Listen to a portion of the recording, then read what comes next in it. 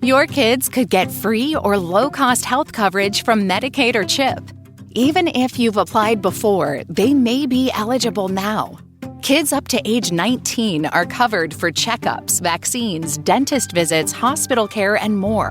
And if they already have Medicaid or CHIP, remember to renew every year. Visit insurekidsnow.gov or call 877-KIDS-NOW. Paid for by the U.S. Department of Health and Human Services.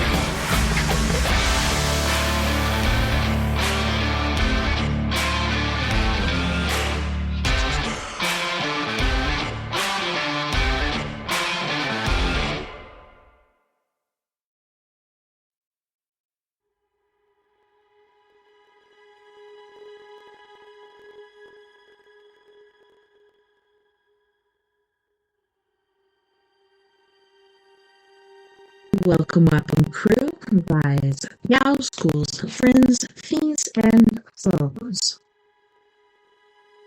Let's climb aboard the mothership, secure our tinfoil hats, buckle down tight, and hold on loosely as we soar over the rocky tops of the La Platas on a rocky mountain high, get sucked into the vortex of the Four Corners, and settle down snugly at mile marker 420 in Colorful, Colorado. I'm your host, TessaTNT, and we are broadcasting live from the Mile High Clubhouse tonight. Thank you so much for coming to hang out with me and tuning into my podcast this evening. It's an honor and a pleasure to have you here with me this evening. Good morning, good afternoon, and good evening to you, wherever you may be out there. Beyond the Omniverse. If you want to listen in your free time, whether you're working it, or working out, you can listen to us at Spreaker.com or tune in with wherever you may be listening to your podcast, and you shall find me there. I'm not sure if KPNO Radio is still broadcasting us live. I'm not quite sure how that's been working. The person I had contact with that was at KPNO Radio left there, and we haven't talked for a while, so whatever it may be shall be. Don't forget to mosey on over to our YouTube, like, subscribe, leave any comments, whether good or bad, and that'll help me to know what you'd like for me to do or not to do during this podcast, during our time together. Alright, so before we get to story time with me, TessaTNT, we are going to read The Heartwarmer of the Hour. And this one says, the woman's work that is never done is most likely what she asked her husband to do. Was that heartwarming? I don't know. I don't know. What is this? I hope you guys are having a good night. And I'm not sure if background music is playing through my microphone. That would be weird.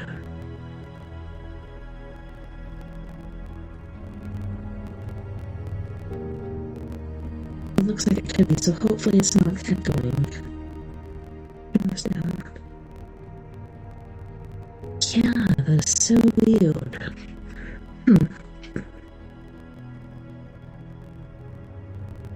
Yeah, it's doing it there too. I don't know. That's a bit wonky. Anywho, so we're gonna go on over to Reddit. We're just going to read from Reddit. So we're gonna have ghost stories. We're gonna have paranormal encounters. We're gonna have humanoid encounters, so on and so forth. So this one is from Reddit Ghost Stories, and it's by user Lil_GrizB. I clean a hospital at night. For context, I got this job like 5-ish months ago, and I'm in charge of cleaning all common areas, waiting rooms, hallways, office spaces, etc. of the 3-story nonprofit inpatient hospital. I have a couple of co-workers who clean other areas, surgical centers, urgent care, pediatrics, etc. So I don't see them very often. Last month I had just gotten to the first floor and started my route with cleaning the bathrooms. The bathrooms face a hallway with a waiting room off to the left and some office spaces to the right. I had just finished the first bathroom and was heading into the second when I noticed what looked like a young woman peeking around a corner by the office spaces. I did a double take and she wasn't there. I was genuinely confused as none of my coworkers looked similar to her. She had an uncanny valley look, and she was in front of a completely white wall, so it's not like my brain could have seen a poster and humanized it. By the way, I kind of just ignored it and continued my route. Not even 10 minutes later, I was bending over to change a trash bag facing the wall, when my shirt was completely pulled away from my back and dropped. I spun around, hoping it was one of my co-workers playing a joke, but nobody was there. I was super freaked out, kinda yelled. I didn't say, "You could touch me," finished my job and left. I haven't had anything even close happen to me again. No clue what it was, but it was freaky as earth.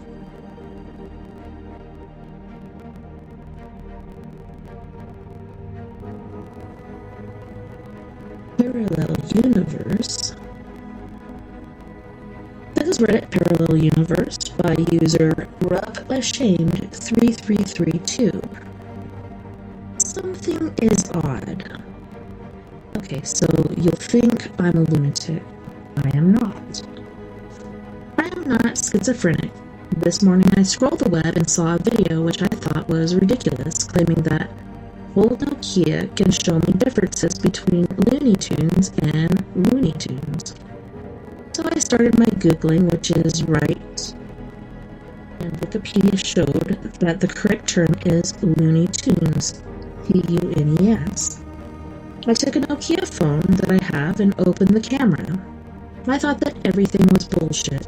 I tried to focus the camera on my PC screen so it will see the logo, and I felt strange sensation, but the logo did not change. The camera lost focus, and I said, "Well, that's bullshit," when I looked at the screen, and the entire Wikipedia page became Looney Tunes, Toons, including the article name and the logo at the top of the article. I said to myself, "What the fuck?" and I thought I was hallucinating. I scrolled down and it became again Looney Tunes, Tunes. I woke up my wife and I was terrified. I wanted to show it to her. She asked me to send the logo from Wikipedia. For a moment, one of the logo was showing Looney Tunes, Toons, so I sent her that one and she said it's Tunes, Tunes, and that I need to see a doctor. I told her I could swear it was tunes, T-O-O-N-S. It turned out to be tunes, T-U-N-E-S, like it changed itself. I started to disbelieve what I saw. Maybe I am hallucinating. A weird feeling in my body. My wife got out of the bed, and she wanted to see the things with the phone as I saw them. It didn't work, then it remained tunes, T-U-N-E-S. At the video, I also saw that Pikachu had no black tip on its tail, and I could swear it was a zigzag black tip, a straight black line tip. I tried to search for old children channel recordings to see what it was, and turns out it was always yellow. I became nuts. It's impossible. I clearly remember all these things. Britney Spears had a microphone. Now she never had a microphone? What the fuck? I went out and I felt like I'm not really in a bus and I am not really where I live in. I still feel like I am alienated and this is not my home. This isn't my wife and this isn't my PC. Something is wrong. The bus drove around places which I am familiar with. I was there for many times, but now all of a sudden, it all looks the same and sounds the same, but it doesn't feel the same. Like disassociation, derealization,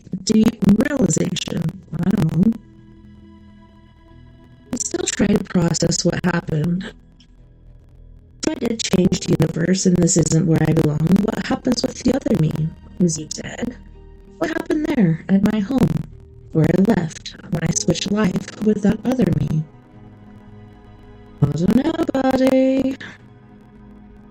It's seriously Looney Tunes, T-O-O-N-S. When you think about it, Looney Tunes doesn't even make sense. It's about crazy cartoon characters. Tunes, right? It was originally Looney Tunes, T-U-N-E-S, and Merry Melodies. Don't forget Silly Symphonies from Disney.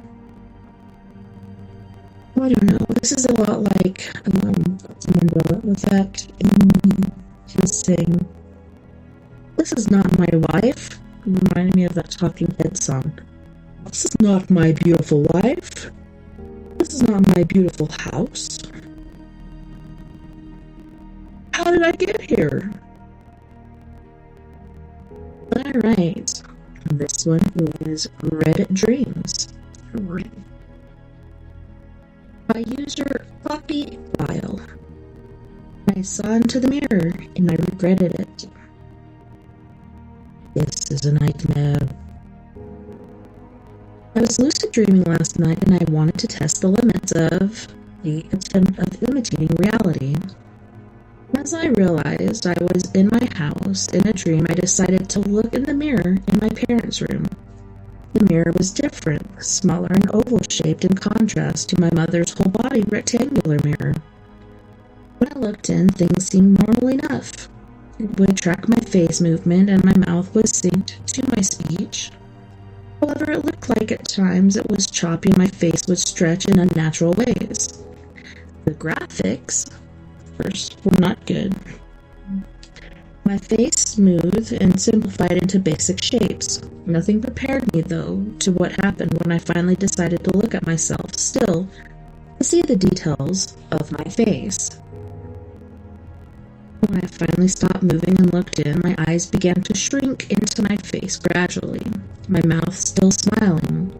The rest of my face extending like a sheet of skin into the mirror and a darkness filling my vision. I woke up then, my heart beating off my chest. It really felt like I saw something I wasn't supposed to. I wonder now, how was it the limits of my dream's capabilities that created that horrific experience? Or was it my exceptions of what would happen that influenced this encounter with a mirror?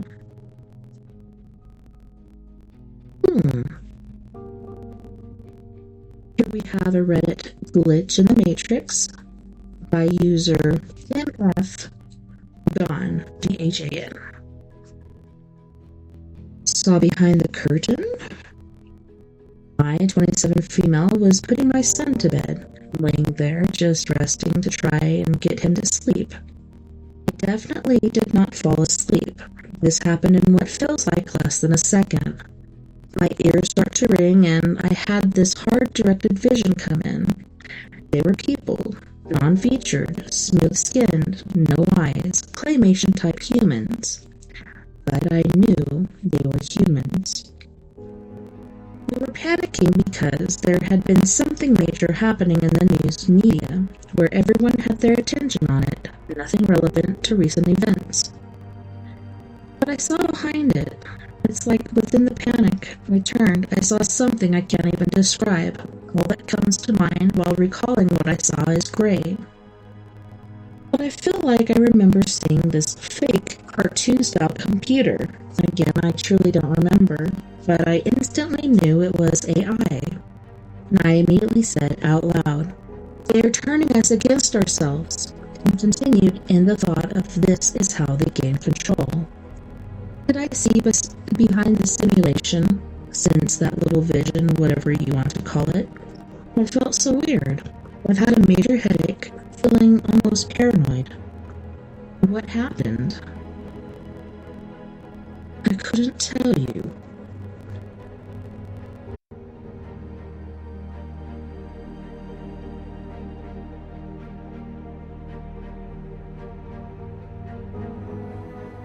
Oh, hold on. It sent me somewhere I didn't expect. Ooh, this one is Humanoid Encounters. And it says, well, at first the user is Wacky Life. Weird.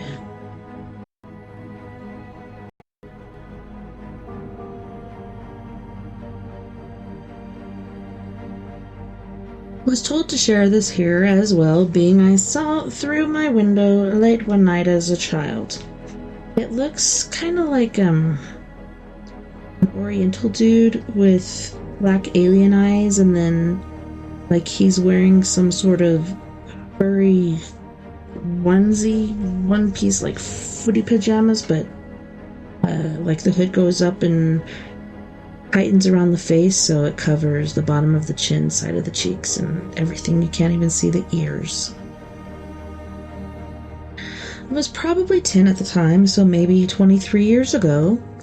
I woke up randomly late at night and saw this guy staring at me through my uncovered window. I slowly pulled my covers up past my nose and kept my eyes locked on him. Definitely not sleep paralysis, night terror, or a dream. I've never had sleep paralysis or night terrors, and nightmares are rare.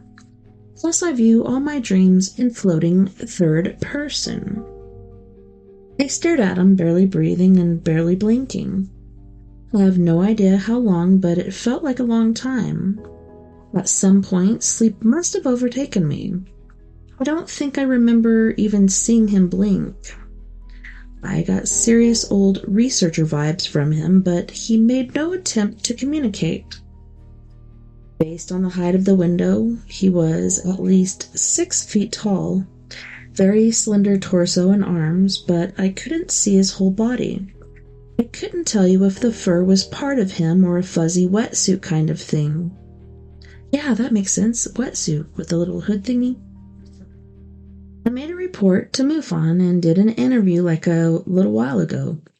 The locale was Calaveras County in California, USA. Very rural area. Nothing like this ever happened again, but my mental image is still pretty clear, so clear I can't sleep without blinds anymore, or I get so paranoid I can't sleep. I almost picture him appearing to stare again. Objectively, he did nothing malicious. It was just incredibly creepy. It would have been creepy if a human did that too, for that matter. I have not yet found anyone who has seen a similar entity, but would love to hear from anyone who has. He doesn't quite fit into the more known types of NHI. Non-human entity? Would that be it? Okay, I'm going to take a screenshot of this, and I shall share it on We Are Paradox Media's Facebook page, so If you guys want to go over there and check out this picture, I implore you to. He's not like scary by any means, but he is serious and a bit creepy, I must say.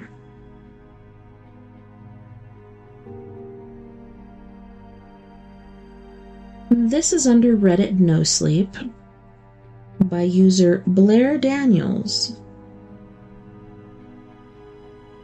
I went to a wedding.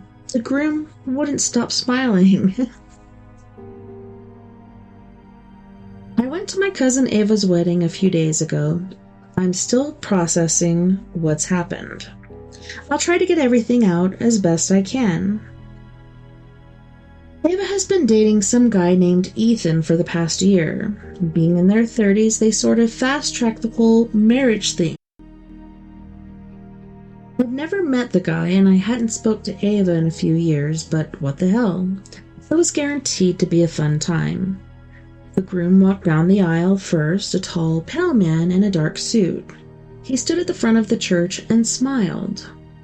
He smiled when Ava walked down the aisle. He smiled as they kissed, after being pronounced husband and wife. He smiled as they walked out of the church. It didn't strike me as weird until we got to the reception. When they entered, he was still grinning that wide grin with his perfectly white, straight teeth. But up close it looked, I don't know, wrong somehow. He wasn't really engaging with guests, he wasn't talking or laughing, he was just sort of scanning the place, staring, grinning wide without it really reaching his eyes. I guess he's smiling for the camera, I told myself. Or maybe he's a little socially awkward and he figures nothing will go wrong if he just keeps smiling. It got really weird, however, when they served dinner. I watched him sitting at the sweetheart table with Ava, shoveling chicken piccata into his mouth as he still grinned, barely opening his wide mouth wide enough to get the bite, immediately closing it, making loud chewing noises as he chewed while grinning. Have you ever seen someone chew their food while grinning? It is completely unnatural looking. Smiling with your mouth closed, sure, but showing all your teeth grinning as you chew? It was so fucking weird. They eventually came to our table to say hi. I couldn't tear my eyes away from his face. He was still grinning. His wide blue eyes were jittering from person to person at the table. His face looked like a mask. There was no warmth. It was like looking at a statue. I whispered this to my sister once they left. There's something seriously wrong with him. Why is he smiling like that? My sister thought I was being a catty old maid. Well, old mister. Shut up, he looks fine. No, he doesn't. He looks like he's madly in love, she snapped back. Stop being jealous. Jeez, Matt. That hurt. It honestly did. None of the other guests seemed to think anything was wrong. They thought it was all fine. Him grinning through the first dance, through the speeches, through the fucking champagne toast. He tilted the champagne flute into his grinning mouth without spilling a drop. Somehow. This is so weird. I excused myself to use the bathroom, but that was my first mistake, not realizing he had disappeared from the dance floor. As I was washing my hands, a stall door swung open behind me. In the mirror over my shoulder, I saw Ethan standing there. His skin looked milky white in the bright lights. His blue, bulgy frog eyes stared at me, and he was smiling. I don't mean that he saw me and then smiled. No, when he opened the stall door, he was already smiling. He walked over and began washing his hands at the sink right next to me, even though there were 3 other sinks. Our shoulders bumped. Great wedding, I mumbled, trying to be friendly. He turned to look down at me. Slowly, his blue eyes bored into mine. My heart began to pound. Music's great too, I said nervously to fill the silence. He just stared at me. That's when I realized. he hadn't said a single word the entire wedding. There were no vows. He just nodded when the officiant asked if he took Ava as his wife. He didn't thank the best man after the speech, and I hadn't even seen him talking to Ava at the sweetheart table, just smiling and staring. I backed away. His eyes tracked me as I went. Just as I reached the bathroom door, he stretched up to his full height and stared down at me. He looked even taller than he had in the reception hall somehow, under the fluorescent lights. Then he stopped smiling. As his face relaxed, his cheeks sagged, his forehead drooped, the skin of his face began to shift and slide. I froze as his face began to pull and separate from his skull. He grinned, and everything stretched back into place.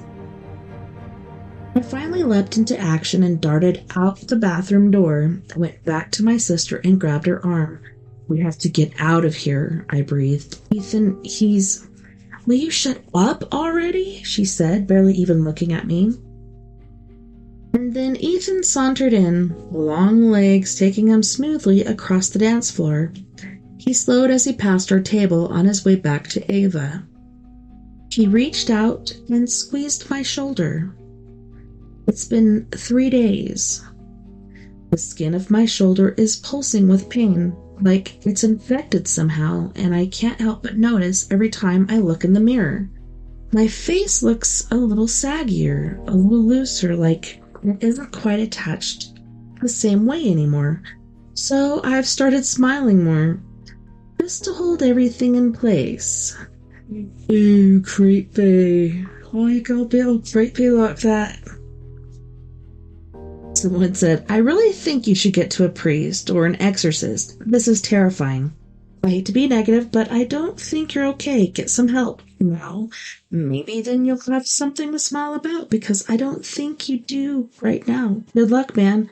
I'm just gonna stay over here. By the looks of it, even we may have to follow suit looking for a priest. Ew. This is under Reddit Scary Stories. User tall_bayou_man. Mommy loves me. I felt my body being dragged on the jagged forest floor. Sticks, wild grass, leaves, dirt, and rocks rubbed against me. I cannot move for some reason. After I ate my soup, it made me really drowsy and kind of numb. I mean, I can feel the sticks and rocks from the ground, but they don't hurt. I'm 7 years old, and I think my mom is playing a game with me. When I fell asleep, I woke up to her dragging me by my hair into the woods behind our house. She was silent at first, but after a few minutes, she started to cry.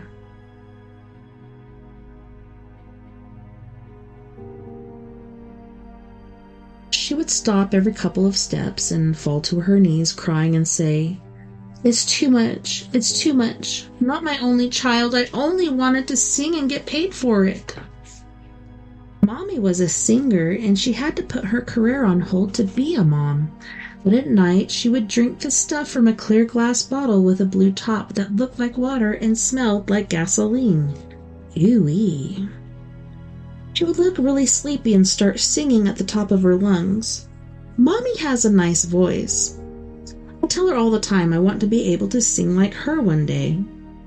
She always says, "A gift that doesn't pay you is a curse that weighs on you," whatever that means. Mom would sing in these places where people sat at round tables and booths and smoked these skinny white sticks that looked like pins. When she sang, I would be behind the curtain watching. One night after she sang, a man in a fancy suit walked up to her car and said, "Great show, lady." Mommy said, "Thanks, man." He said he was a talent scout for a record label. Whatever that is, I don't know. I'll just call them rich people. But Mommy was so excited, so I was too. He gave her a card and we got in the car and left. Apparently, Mommy had to sing for the rich people. The day came and she took me with her to this big building downtown. We rode an elevator way up to the top. I could see a lot of buildings from up there. When we reached the office, the talent guy was there. He brought us in and introduced us to one man sitting in a seat at a round black table. Mommy started to sing. She was great. The man watched closely as she sang, but he never smiled or anything, just stared. After she sang, the man said, "You have the talent, but do you have the will?" Mommy said, "My will is stronger than most." The man smiled. "I want to make you a star." He pulled out a piece of paper and told me to stand outside by the door while the grown-ups talked business. It was a long walk. The room was big. I stood outside the door, peeping in. Mommy sat in and read over the paper and suddenly said, No, wait, I can't." The man cut her off. "You will be more famous than you can even imagine." She cried and turned to look at me standing in the doorway and said, "Okay." On the ride home, Mommy just stared ahead. She didn't even blink. I tried to ask, "Mommy, are you okay?" She didn't look at me. She didn't even move, just drove. Then the sun went down. We had soup, and now we are here. I see a fire, a big one. Who are these people in those black sheets? Is this a Halloween party? Because if so, it's not fun or funny. Mommy lays me on this big rock in front of the fire. The people in black sheets stand in a circle and start to chant in a language they use at church. It's called Latin. Yeah, that's it, Latin. When I look up, there is a big serpent, at least 7 feet tall over me. It looks like they made it from wood and painted it red. While chanting, one of the sheets gives Mommy a knife and says, "Make your offering for your reward." The chanting grows louder. Wait, why is Mommy walking toward me with a knife? She's pointing it toward me. She lifts it in the air before she swings it down. Her teary eyes look at me, and her mouth says, "Mama loves you." The arm swings down, and silence covers the forest. I catch her wrist and hear one of the black robes gasp, "It cannot be." I stand and grab her by the hair and pick her up. She begins to scream. "Wait, stop, no!" She thought I was still her innocent, sweet daughter. Thanks to my new friend, I knew this would happen. My friend's name is Lucifer. He's really cool. He has big black wings and a long gold hair. He's really tall. His eyes glow green, and he has a halo over his head that is gray and has cracks in it. My cousin gave me a book on how to summon angels for wishes. I did one, but the angel told me my mama would kill me. He gave me a vision. It's when you dream while you're awake. He told me if I prayed to him, and not God, I wouldn't die. I could be like him. He gave me power. I could move things without touching them. I could snap metal with just a thought. And now my mom wants to kill me. Well, I chanted a nice curse my friend taught me, and the circle of people in sheets went up in flames and disappeared. As for my mom, the ground opened, and that fire down there was so hot my mommy fell to her knees and begged me not to do it. As she started to speak, I flicked my wrist and she floated off the ground. And then I told her, I know. Mommy loves me," and cast her into the fire. It was messed up. That was a good story. Ooh.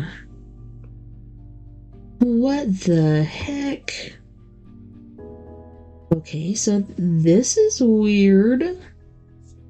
Strangest encounter on a night walk. Mantis holding its own head. yeah, dude, like, you should see this picture. I'm gonna take a snap of this one too and share it on Four Corners Paranormal Investigations. This is downright unbelievable. What the hell?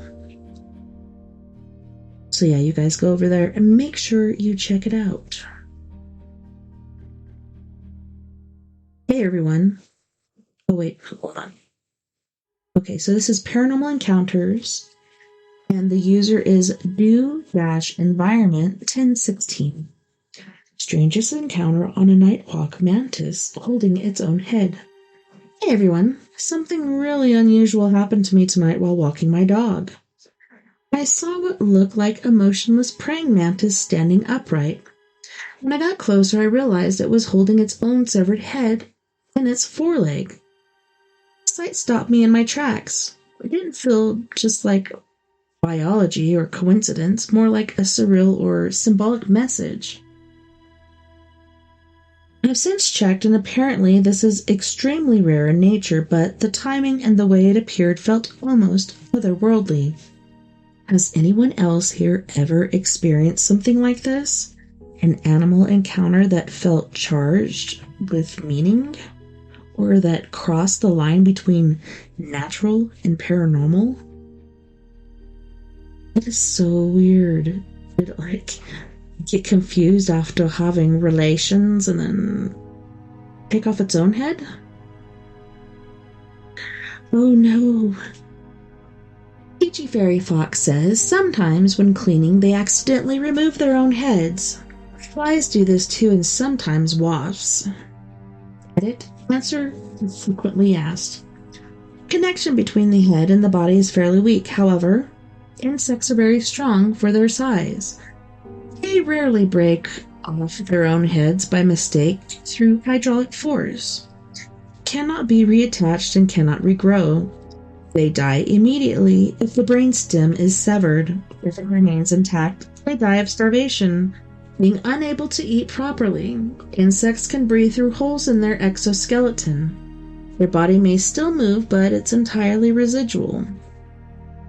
I cannot post links here due to rules. However, other entomology subreddits have posted videos of this actually happening to various insects.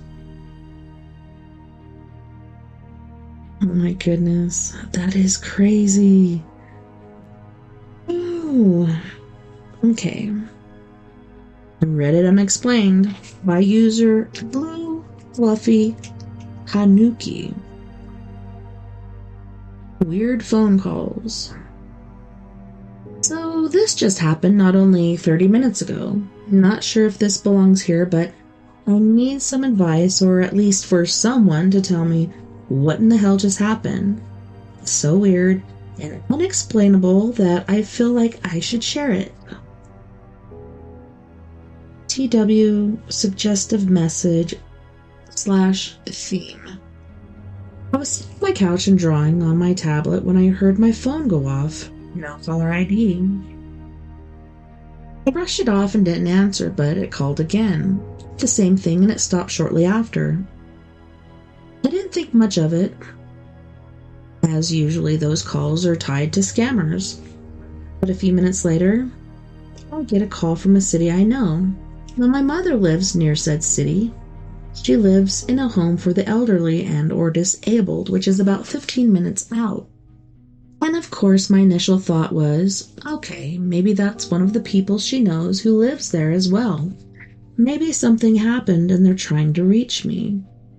My mom is disabled and very ill, so the people that live and work there have my number in case of an emergency. Because of that, I answered the phone, but within seconds, the person hangs up. Weird. Then a minute later, they call me back, so I answered again. But instead of saying anything, I hear a car running, and what sounded like a dog whining? I don't know. Upon hearing that, I quickly hung up and blocked the number. Yeah, clearly it isn't what I thought, because normally any person trying to reach me would say something immediately. At this point, I'm a little weirded out and worried, and just to make sure I give my mom a call. She answered and was okay, thankfully, but when I asked about the number, she told me she had no idea who it belonged to. Okay, possibly another scammer. Fast forward 10 minutes. I get yet another call from an area I don't know, but it's in the same state as me and the number before.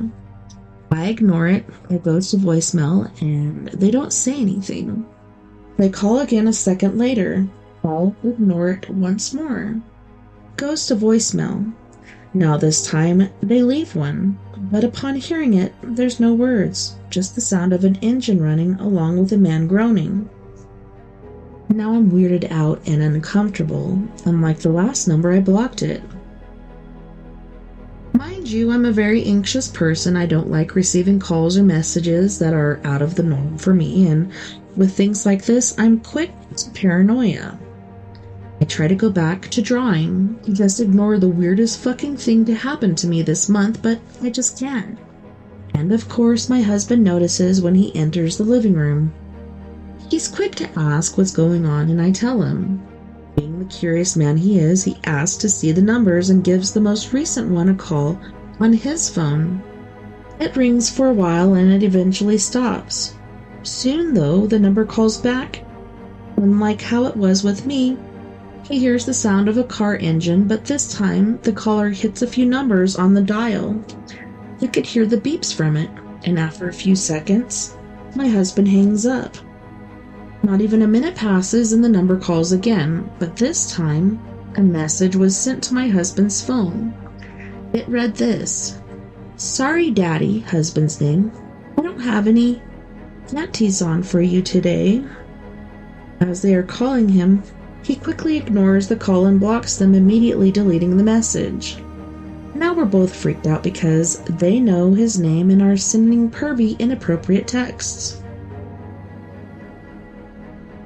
Now I am aware of this being nothing but scammers, but it doesn't take away from the fact that it was odd, unsettling, and just overall uncomfortable to endure. Mind you, I'm in my mid-20s, I'm used to spam/scammer calls, and I'm used to online porn scams, but this is a new one for me. Has anyone else had this happen to them before?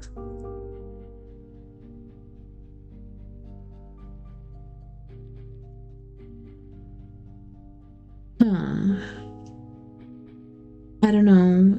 And they didn't say her name, but they said his name, so it makes me think it could be his girlfriend or something, trying to wreak havoc in his relationship. I don't know. Ew. What is it? So this is growing in the cabinet next to my sink. What the fuck is this? It looks weird. Is this the beginning of The Last of Us in the real world? Creepy. I'm going to take a screenshot of this one too.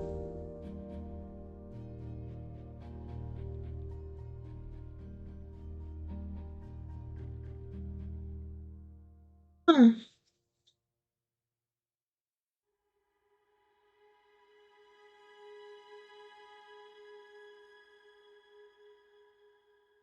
I do not know.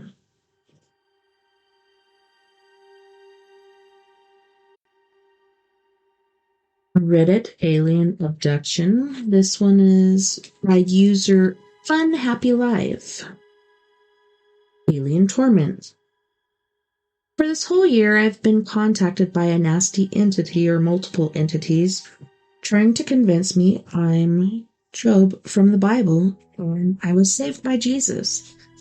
Or I'm in hell and they are aliens, and all kinds of crazy stories. They want to build me up and tear me down to try to get me to kill myself. They control almost our whole reality and have some of our future. They can control any human subtly and have showed me, and can also control me and make me think or feel anything. They gave me crazy positive experiences but want to control me to embarrass myself or feel weird emotions. Now they hate me more than every human. So much magic I've seen. It might just be Satan, for real, for real. If that's it, then we all go to heaven. All religions. Just don't do anything crazy. And it makes me wonder because, some religions think that ghosts are demons. But what about aliens? Could aliens be demons or fallen angels, perhaps? I don't know.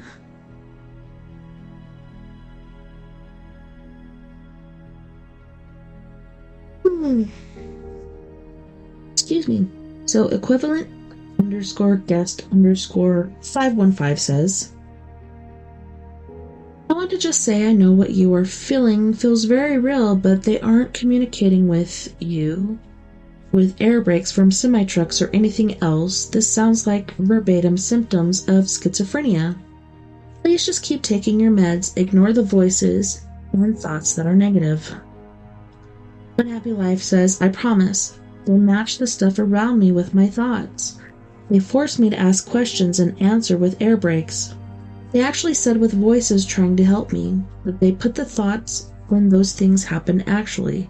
No one will ever believe me. It's like that scary movie shit and it's sad as fuck.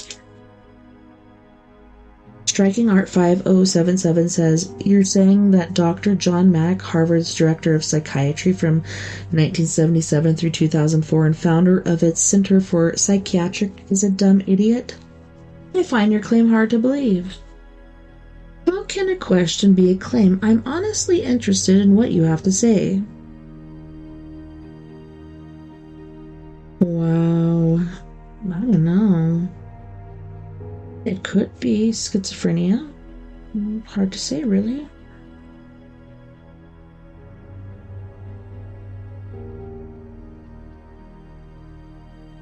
This one is under Reddit Dogman by user u_no_I_B_coupon. A hunting page on Instagram asks for horror stories, and this one is pretty good. There's several good ones in the comments for anybody that's interested.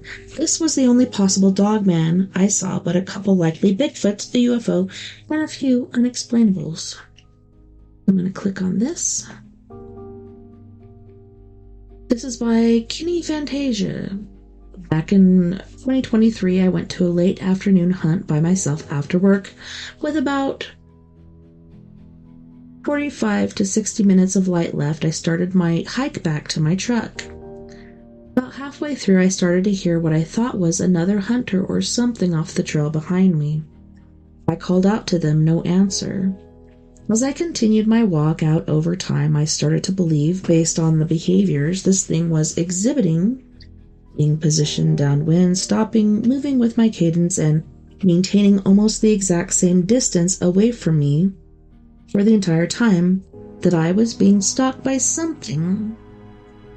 After a little while, I made it to an old logging access road that I knew was about a half a mile on a straight path away from my truck.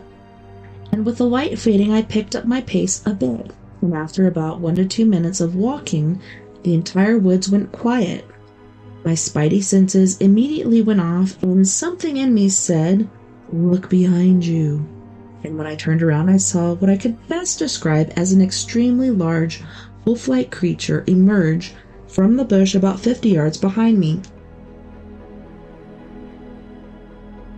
Jump the logging road and crash off into the woods on the other side of the road. In the moment, my mind went to the place that I just saw the largest coyote/love wolf I've ever seen.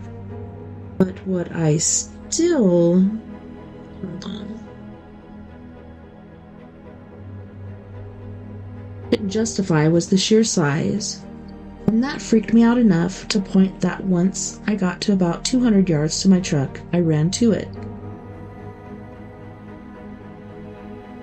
Jumped in quick and didn't waste time getting home. Where things take a turn is about 2 weeks later. I ran into an old timer I know that's funded the same region his entire life at one of our local coffee shops. And after some small talk, I told him about what happened. His demeanor immediately changed, where I could see that his face went to concerned and serious. And all he said was, "Listen to me, kid. Do not go back there by yourself, and if you do not be out there after dark. Those woods have more than just deer and birds in them." He didn't elaborate on it any further, but that short sentence, and seeing how serious he was saying, it made my blood run cold. I still haven't been able to bring myself to go back to that area since. Yeah, I don't blame you, buddy. I wouldn't go back there either. It sounds quite scary to me.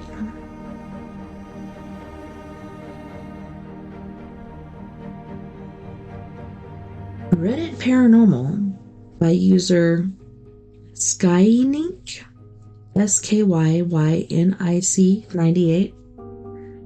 Was this a mimic? And what do I do? The scariest thing happened last night, and I don't know what I'm supposed to do. So my 19-month-old sleeps in her room by herself. My 7-month-old sleeps with me and my fiancé. He still wakes up 4 to 5 times a night to eat. Well, he woke up to eat last night. I went in the bathroom, made him a bottle, and got back in bed to feed him. My fiancé was dead asleep beside me, and I heard his voice on the baby monitor in my toddler's room. I can't remember exactly what was said, but he said her nickname. Then my toddler woke up crying. It scared the hell out of me. Yeah, it's especially scary when it messes with your kids.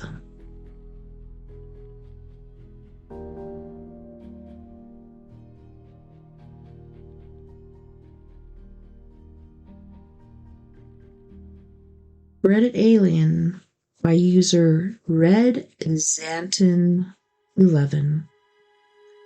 Disappointed in Alien Earth. I want to preface that this is purely my opinion and that I don't want anyone to not enjoy Alien Earth. But I keep seeing posts on Alien Earth and how good it is, how it's rejuvenating, the series, etc. Couldn't feel more opposite to this. Episode 4 I thought was absolutely sensational, and I thought it was going to keep rising from there despite the first 3 being subpar. Then it absolutely went to crap. Okay, so I'm assuming that this is a show? Yes, it is. What a bummer. This is under Reddit Cryptids. User Brave Waterfall. Mothman's Revenge. Back when I was in high school, my family hosted the exchange student from hell. He was grumpy and mean, refused to eat anything, so he didn't get fat like an American, and crashed our family computer downloading porn and sending it to his friends back home, and we were stuck with him. After weeks of abuse and a secret family meeting, we hatched a plan that night. We watched Mothman Prophecies. The next morning we woke him up early and put his grumpy butt in the car. We drove and drove without saying a word. Finally, we acted like we were lost and pulled over at a gas station. We went inside to ask for directions and acted shocked when we discovered we were in Point Pleasant. The blood drained from his face. Thoroughly committed to the bit, my family kept it up.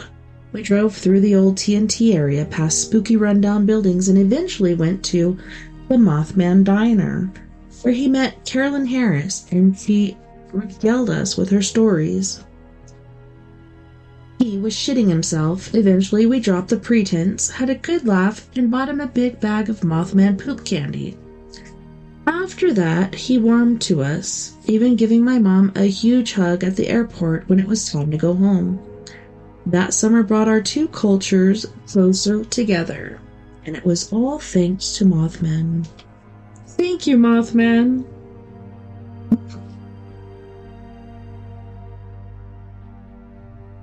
Reddit Stories. This is by user complex code 9077. My husband was left alone for 3 weeks, and I wish he'd just cheated instead. 3 weeks ago, I left for a work trip. My husband didn't want to come. "I'll hang back, game a little, order pizza," he said. He's 41. I thought, fine, he's an adult, he'll be fine. He was not fine. Day 2, he decided he was going to become a grill master even though we don't own a grill. He stacked 3 baking sheets on top of each other, poured lighter fluid over them, and set off the smoke alarm for 40 minutes. The oven still smells like gasoline. What the hell is wrong with this guy? And then he got really into minimalist living after a TikTok binge and threw away half our dishes, claiming we only need 1 bowl each. Unfortunately, he chose the salad bowl and the dog's water dish. Everything else gone. To feed himself, he bulk ordered 20 frozen burritos and survived on those exclusively. By week 2, he was eating them still partially frozen because it's basically a cold wrap. His justification saves electricity. He stopped doing laundry entirely, just rotated between 2 pairs of basketball shorts. By the time I got back, they had fused into what I can only describe as denim-adjacent cardboard. Dog started growling every time he sat down. Last night I walked in to find him shirtless, playing the recorder he ordered off Amazon because Mozart slapped. The living room smelled like burnt plastic and ranch dressing. Ew. This morning I woke up to him mumbling in his sleep, "I am the burrito." The dog is relocated to the bathtub and won't come out. So now I'm sitting in a cafe, sipping coffee like it's communion wine, with a dog who looks like he's seen combat. A barista asked if I wanted almond milk. I just said no. My house is already nut-based chaos. Hope your morning's less smoky. What a douche.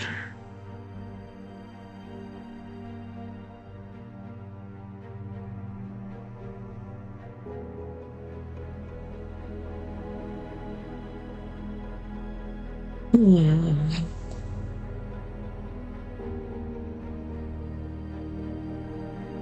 This one is Huge Horror Stories. User Freaky Sheets 456. The Ako Tinagilin till I fulfilled what he wanted. My uncle died in 2021. Patid ni Papa.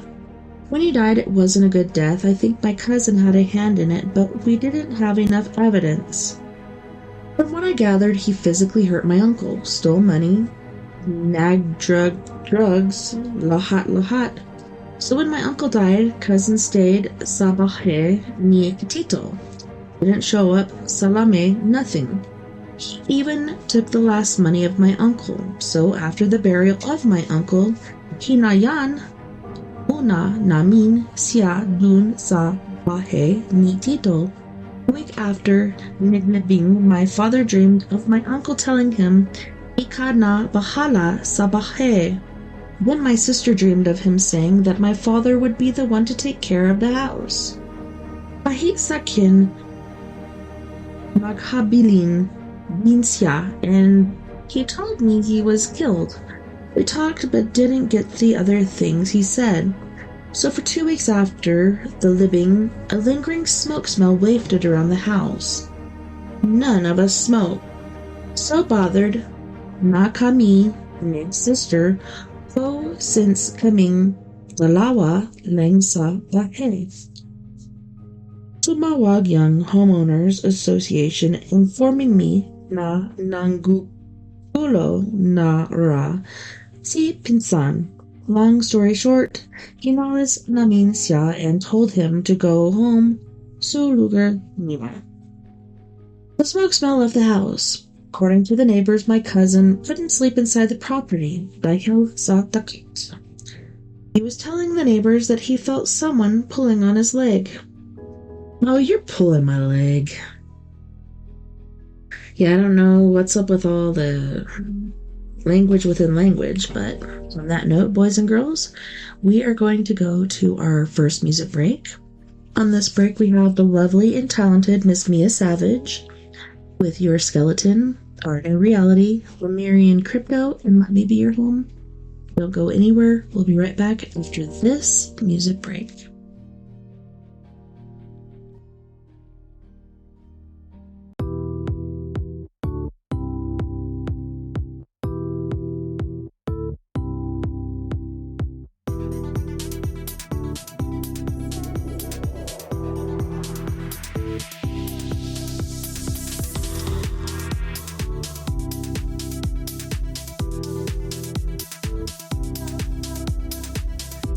That I could take.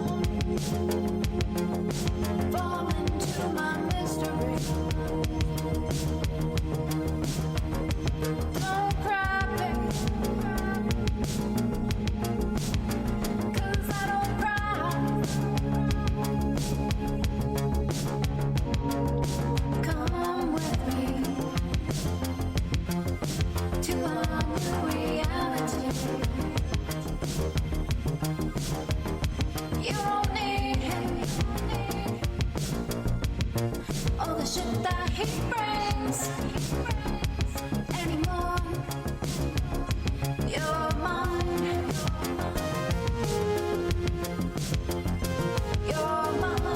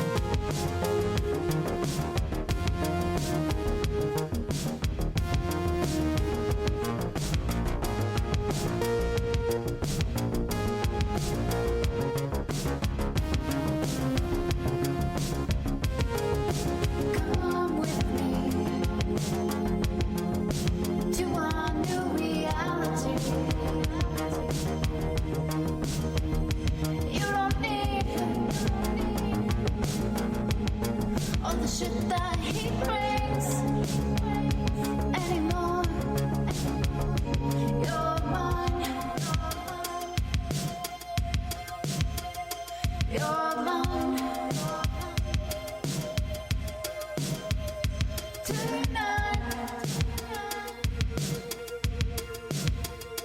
You're mine.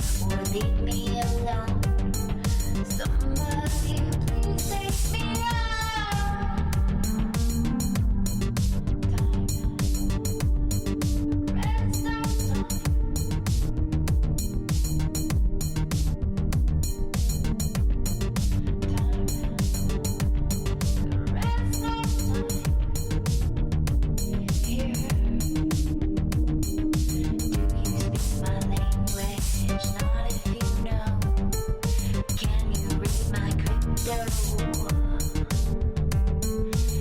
me to your leader or leave me alone.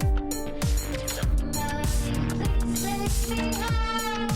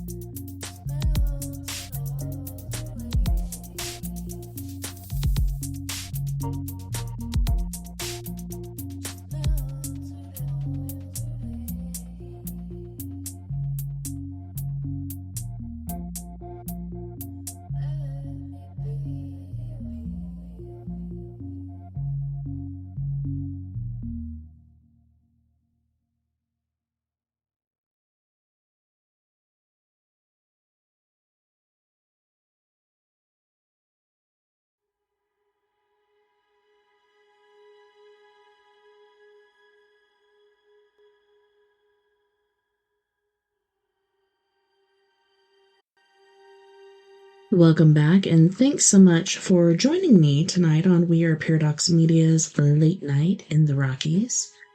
That was Miss Mia Savage with her band Antidote for Savages, hailing originally from Phoenix, Arizona, sometimes living up here in Bayfield, Colorado. Luckily, I got to work with her last weekend. Unfortunately, that meant I missed shows with you guys, but it was awesome to hang out with her and catch up a bit. I didn't get to work every day, but she got to work a couple days, and yeah, it's always good hanging out with her. She's a pretty awesome chick. But if you want to catch her, I'll catch up on the music that she's doing or things that she's posting. You can find her on Instagram under Antidote for Savages. Alright, so we're going to jump back into story time here.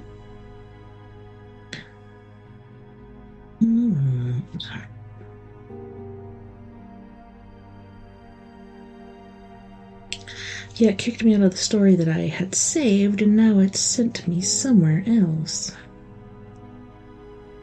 This is under Reddit Ghost Stories, user Lel_Leland. This is a cry for help, my story. This is a re-upload of this story. I wrote it last night. I was trying, so I didn't really worry about punctuation and grammar, etc. I have gotten multiple DMs saying to repost it and fix the grammar, so here you guys go. Hey, my name is Leland, and I'm 20 now. I remember this story very vividly, so please don't delete it. When I was about 5 or 6, my mom, my 3 siblings, and I lived in a one-bedroom house. My 2 sisters, my brother, and I all shared the same room, and my mom slept in the living room on the couch. My mom was struggling financially, so my sisters and brother shared a bed and I slept in a crib. One day, my mom ordered pizza. I don't remember from where, but I ate so much that my stomach hurt, so I ended up going to sleep because I was in pain. Later that night, after I went to sleep, I heard strange knocking noises. I went to sleep. I didn't really think anything of it. I woke up, and a phone was in the crib with me. I guess I must have went to sleep with it, so I played in the phone for a while because I couldn't go back to sleep. All of a sudden, I heard small tapping on the bottom of the crib.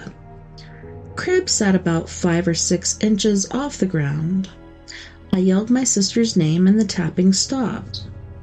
A few minutes later, it started again. I figured my siblings were just playing around with me because they love to terrorize me, so I turned on the phone flashlight and the tapping stopped. When I shone the light, my sister wasn't anywhere near me. All my siblings were huddled together sleeping. I didn't think much of it and went back to sleep.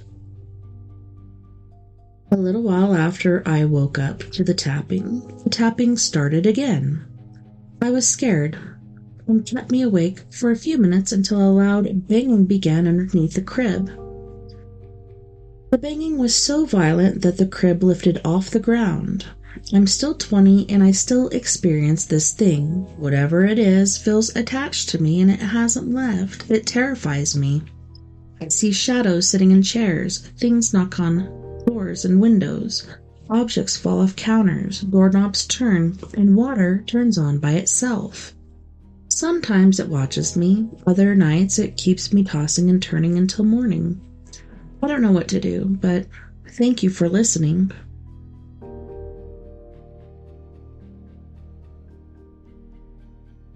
Somebody asked, "Were you alone in experiencing this? I mean, your family didn't get bothered with it?" Leland said, "Yes, it was just me. I asked my brother that was alive at the time if he had any experience with it. He said no, and the same with my two sisters. They said no too." That is odd. I wonder if perhaps it came through the veil with him when he was born. Hard to say. Makes you wonder. Alright, so this one is a glitch in the Matrix by user BabyBats66. My neighborhood disappeared? I think about this story often. I like to blame the fact that it was dark that night and I was so hungry I must have gotten confused. I moved in with my boyfriend in 2023. We lived in a nice elderly couple's basement. Although the basement was pretty dingy, it was nice to be away from my abusive mother. My boyfriend and I argued a lot. We moved in together really fast in our defense. We're fine now. One night we argued and I left. I suffer from BPD and leaving to clear my mind is the best option sometimes to avoid escalation. So I think that's bipolar disorder. It was late, but not that late, maybe around 8 p.m. We live in a suburb, houses everywhere. I felt safe. I grew up in the projects, so living around houses felt nice for me. And let me turn down this music just a little bit. Is that better? I was confident I'd be fine. It wasn't the nicest neighborhood, but a lot nicer than what I was used to. I walked for a while trying to calm myself. I walked and walked, all recognizable. I passed houses that were landmarks for me, all things I've seen before because I didn't know the neighborhood that well. I tried to walk as straight as possible, so I easily knew how to get back. Soon I passed a grocery store, one I had never seen before. It was right on the corner of a cross-section. All of a sudden, things started to look different. The houses got grander and large, so damn big. Elaborate large glass homes that were practically mansions. Christmas decor littered the streets. It was around September, a little early for Christmas decor, but nothing I hadn't seen before. I remembered it was September because I wasn't wearing a sweater, and I was fine. I just had on a graphic tee. I walked more and more, and suddenly the streets branched out wider. My neighborhood was the suburbs, but wasn't by any means lavish. I was honestly so in awe of their homes, I walked and looked around. I remember a man jogged past me once. I looked into the homes and saw a woman just folding laundry, usual stuff. Nothing seemed out of the ordinary. Soon I walked, and I was suddenly near a lake. Gorgeous lakefront homes everywhere. The streets were completely empty except for that man that jogged past me earlier. I walked further, away from the lake, and turned on a dark block. All the streetlights were off except one. I suddenly felt a little uneasy. The streetlights being off scared me, so I walked quicker. I turned around a little paranoid and noticed a younger kid behind me, maybe a preteen. He was also minding his own business. It was like nobody really noticed me. The kid was just standing there, not really doing anything. Here's the worst part. I don't remember how I got back. The last thing I remember is the streetlights. All I know is I must have kept walking and walking.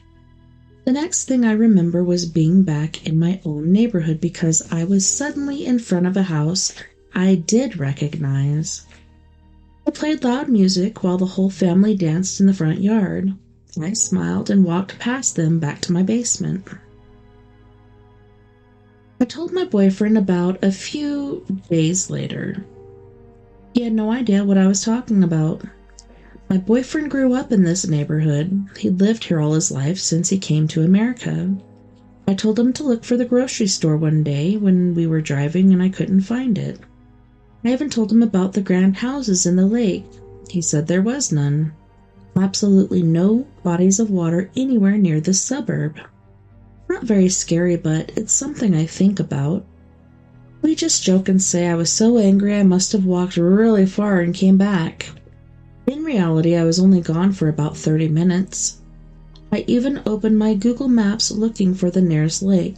Couldn't find anything. Sorry if this is a little unnecessarily long, laugh out loud. This situation honestly confused me more than anything.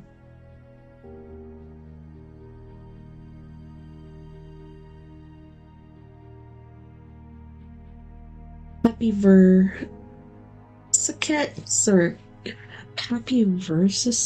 I don't know.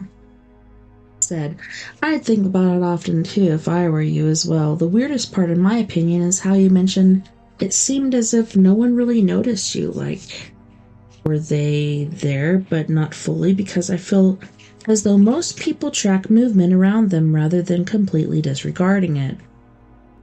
Yes, I felt as if I was a ghost. The man who jogged past me came pretty close to me, nearly brushing past my arm, yet never glanced up at me at all. Mystery Repeats 11 said, some people claim they can shift into a parallel dimension at will.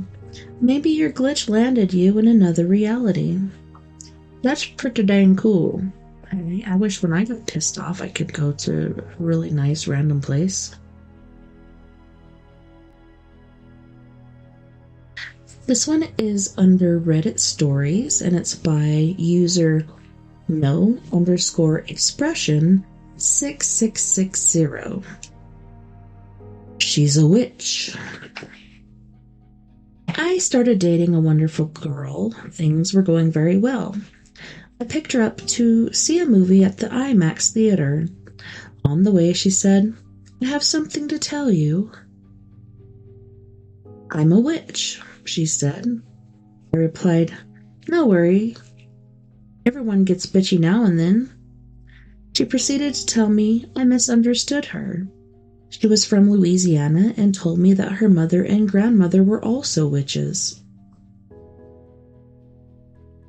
Not knowing anything about witches, I had a lot of questions. She wanted to skip the movie and go home. This was my first time inside her apartment. Before this, she would always come to my place and play with my black cat named Velcro, the Wonder Cat. She had a genuine Hollywood version of a witch's broom with symbols burned into the handle. There was a small table set up like an altar with unknown stuff on it and several large images of Jesus. She explained about Wicca, and it had nothing to do with Satan or anything dark. She wanted to know if I wanted to continue to see her, and I said yes. We started to get intimate, and things got hot and heavy. Clothes were flying all over the bedroom.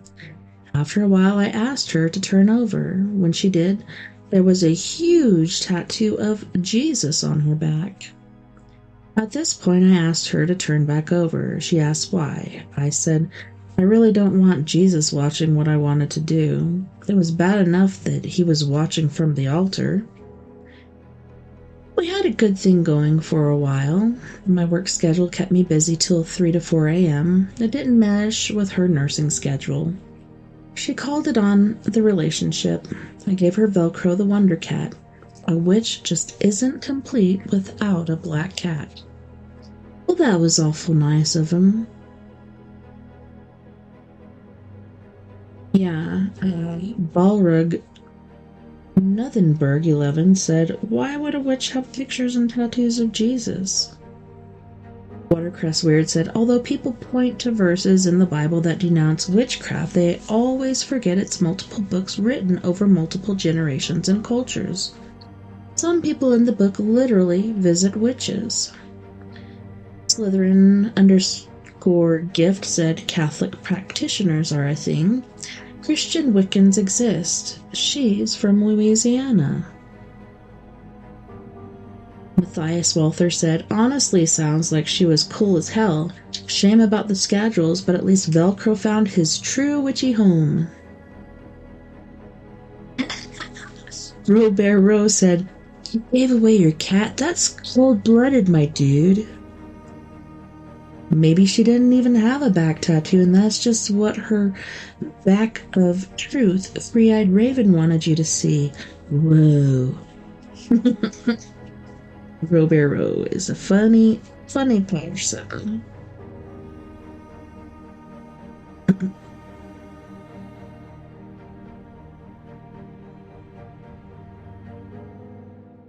Reddit Haunted Houses.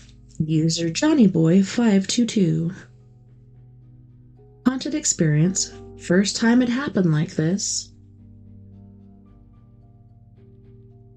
Today my twin, her wife, and I went to open houses in western Massachusetts. Pretty sure that's Massachusetts. Yeah.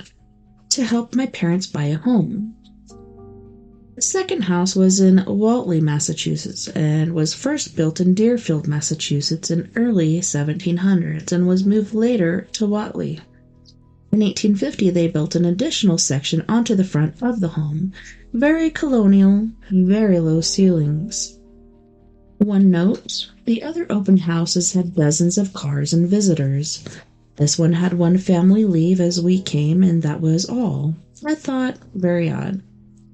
Downstairs was okay, a little eerie, but nothing heavy. The agent didn't leave the kitchen, which I thought was odd as she was talking to us and yelling down the hall her comments.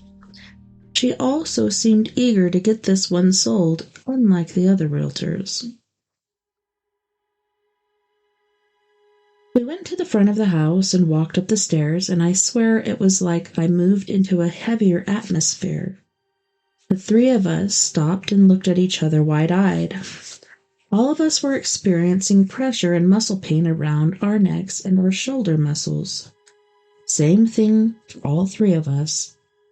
I almost left immediately, but my twin encouraged me to stay a little longer. As we walked deeper into the house, towards the older part, it got heavier and more painful. We looked into the oldest part of the home and all decided right then and there we were out of there. Pain and discomfort lasted 2 hours. My sister-in-law's fading before my twin and mine. Later on, I noticed a rash on the left side of my neck that I'd never seen there before. Maybe I was touching it too much, but I don't know. I don't think that would cause a rash. I've never experienced that before. I've been in old houses with energy. I felt energy and heaviness, but nothing like what happened today. I'm really spooked. Before leaving, we all spoke out to leave them behind and we would not come back. I did a cleansing later in the night. Has anyone ever experienced pain like that? It was the oddest experience, maybe, of my whole life. All three of us, the same thing. I can't shake it.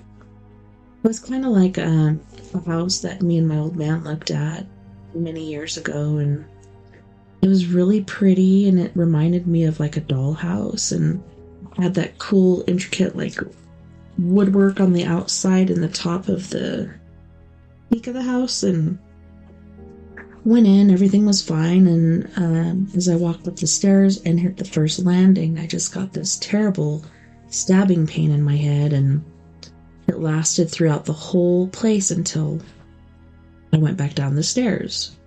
So yeah, needless to say, we did not look at that house or buy that house, so thank goodness for that.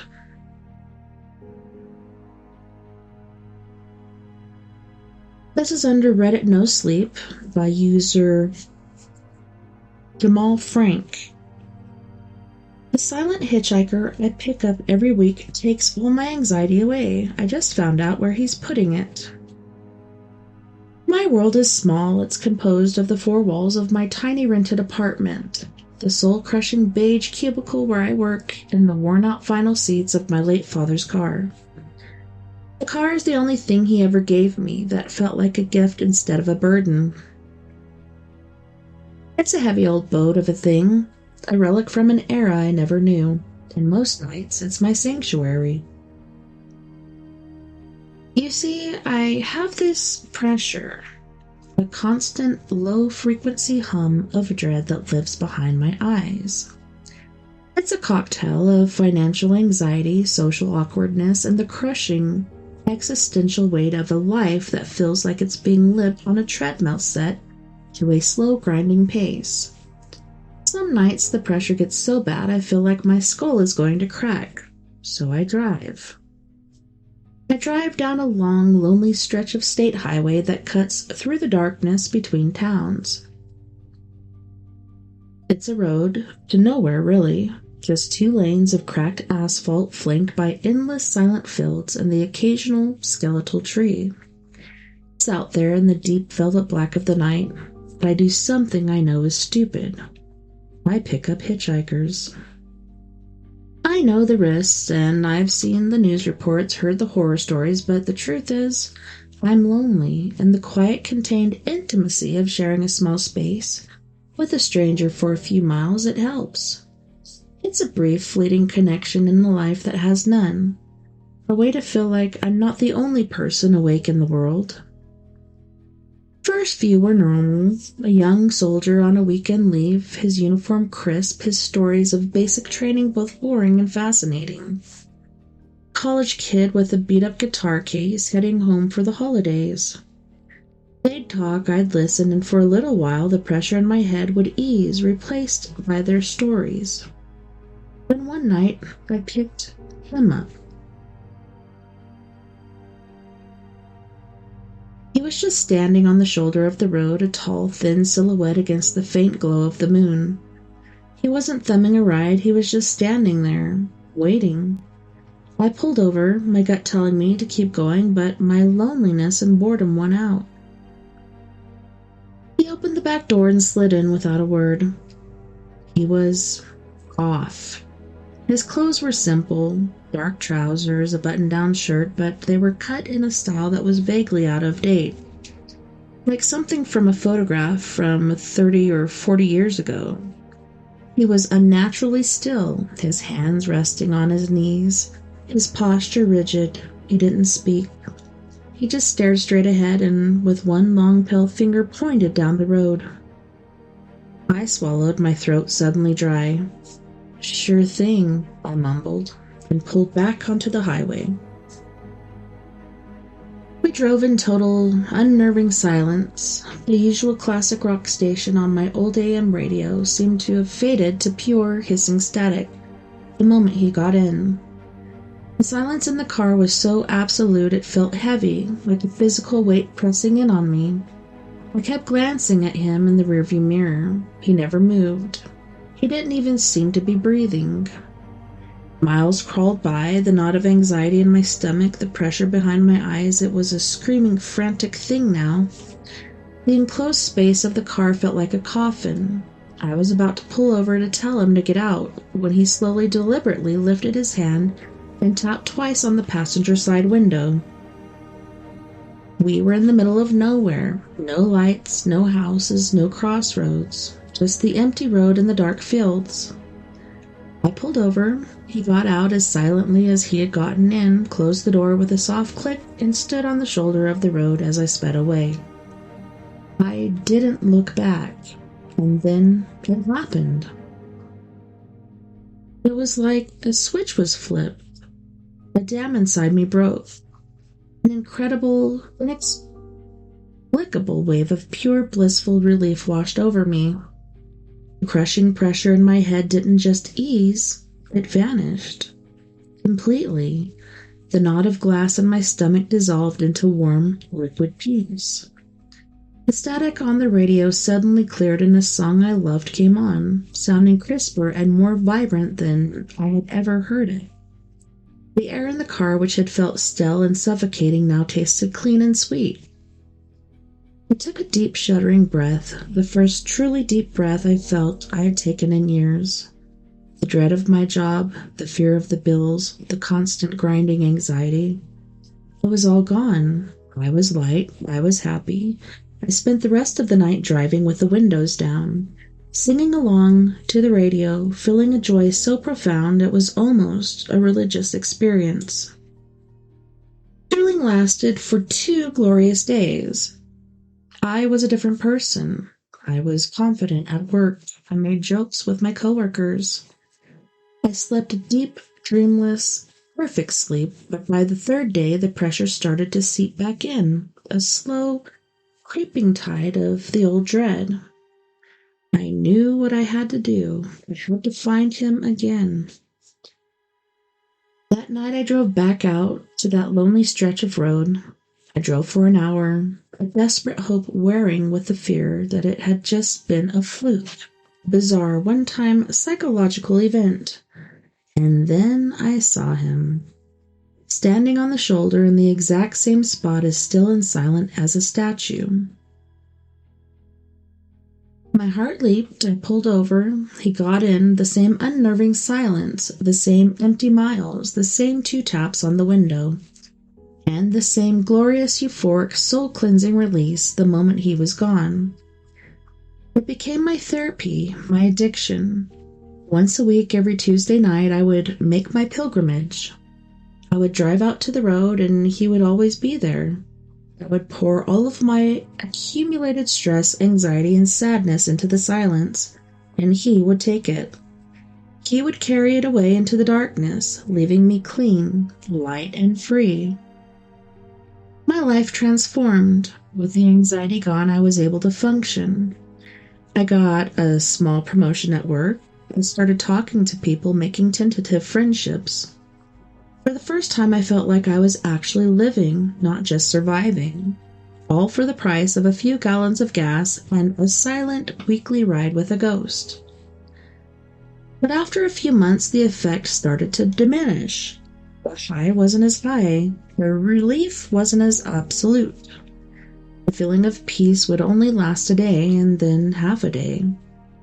The passenger was still taking something, but it felt like he was only taking the top layer, leaving the deeper, older anxieties untouched. I needed more.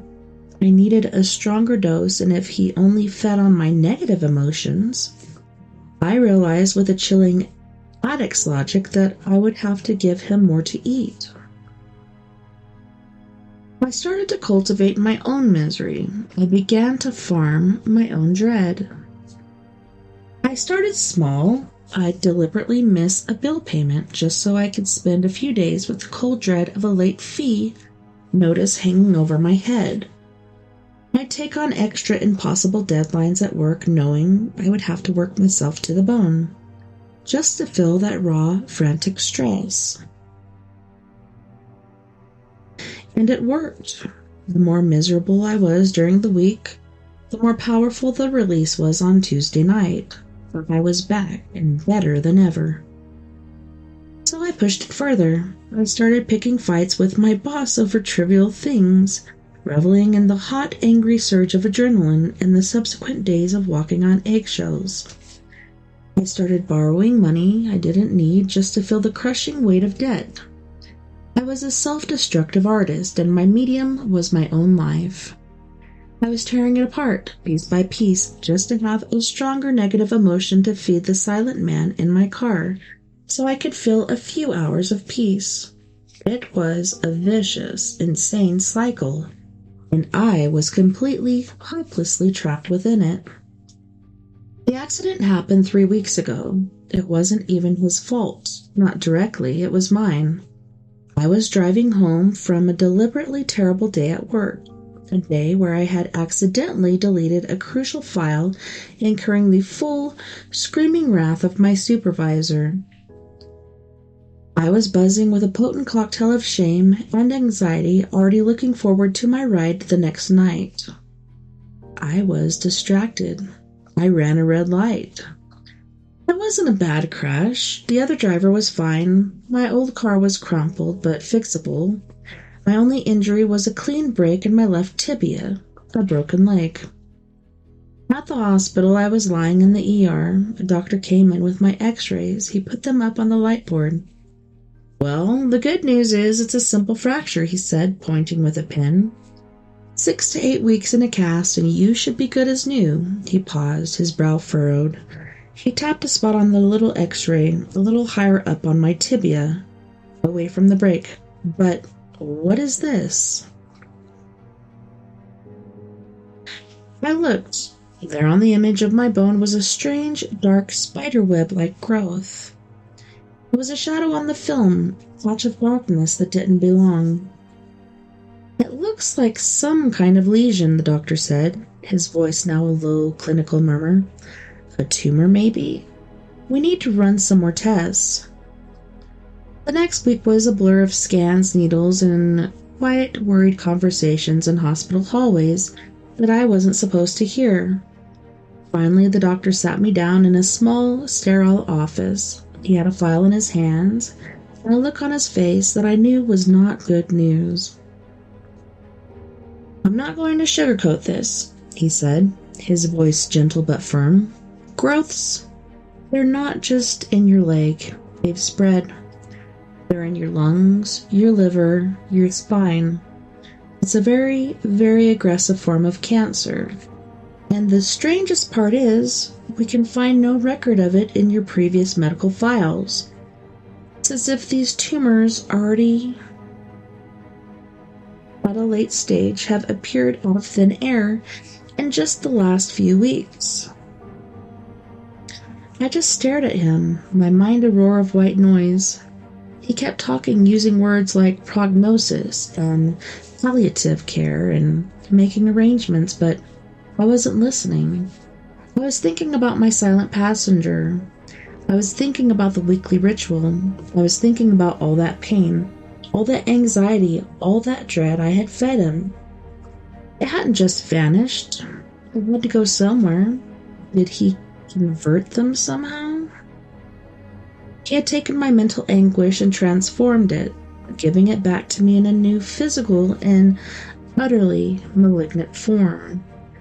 Tumors were my anxiety. They were my dread. They were the physical manifestations of all the poison I had willingly cultivated and then handed over. The doctor's final words cut through the haze. There are some treatment options we can try, but to be frank, I've never seen anything progress this quickly. I can't predict what will happen. But I could. I knew what would happen. The doctor had said it was too late. There was no cure for this. And in that moment of absolute, soul-crushing certainty, a strange, quiet calm settled over me. I'm dying. That is a fact. And with that fact comes a whole new world of fear. The fear of pain, the fear of the unknown, the fear of leaving nothing behind. It's a vast, crushing, ultimate anxiety, the strongest dose I've ever had. And I know exactly what to do with it. I checked myself out of the hospital this morning. My leg is in a cast, but I can drive. My old battered car is waiting for me, and tonight is Tuesday. I'm writing this as my final goodbye and as a warning. Be careful what you wish for. Be careful of the easy solutions, the silent helpers who offer to take your burdens away. It's better to carry your own pain. It's better to face your own dread, because the things that offer you to take it from you are not your friends. They're just looking for a new place to put it. I'm not afraid anymore. That's the strange part. My decision is made. The doctor said my time is short, so why should I spend it in terror? Why not spend it in that clear, pure, blissful peace? Even if it's just for a day or two. It's time to go now. My car is waiting. The lonely road is calling, and I know with an absolute certainty that he'll be out there, standing on the shoulder waiting for me. And I have one last beautiful, terrible gift to give him. One final ride. Uh-oh, what's he going to do?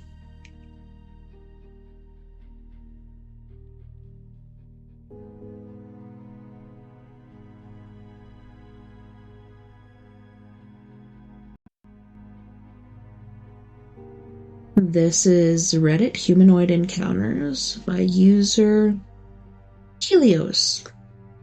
the E being a 3. Giant humanoids and other strangeness in the Greek countryside. Like the title states, I wrote this article about some fascinating accounts that occurred in Greece between the 1950s and 1990s. One of the most recent was in 1989, where an 11-year-old girl witnessed a deformed giant that was 8 meters tall. He was apparently made of or enshrouded in white smoke, wrote Mr. Vimbos in his 1989 article. The police arrived and found the giant footprints in front of Mrs. Koloyani's house. They tried to protect them by putting bricks around them, but one of the footprints was partly damaged by a passing car.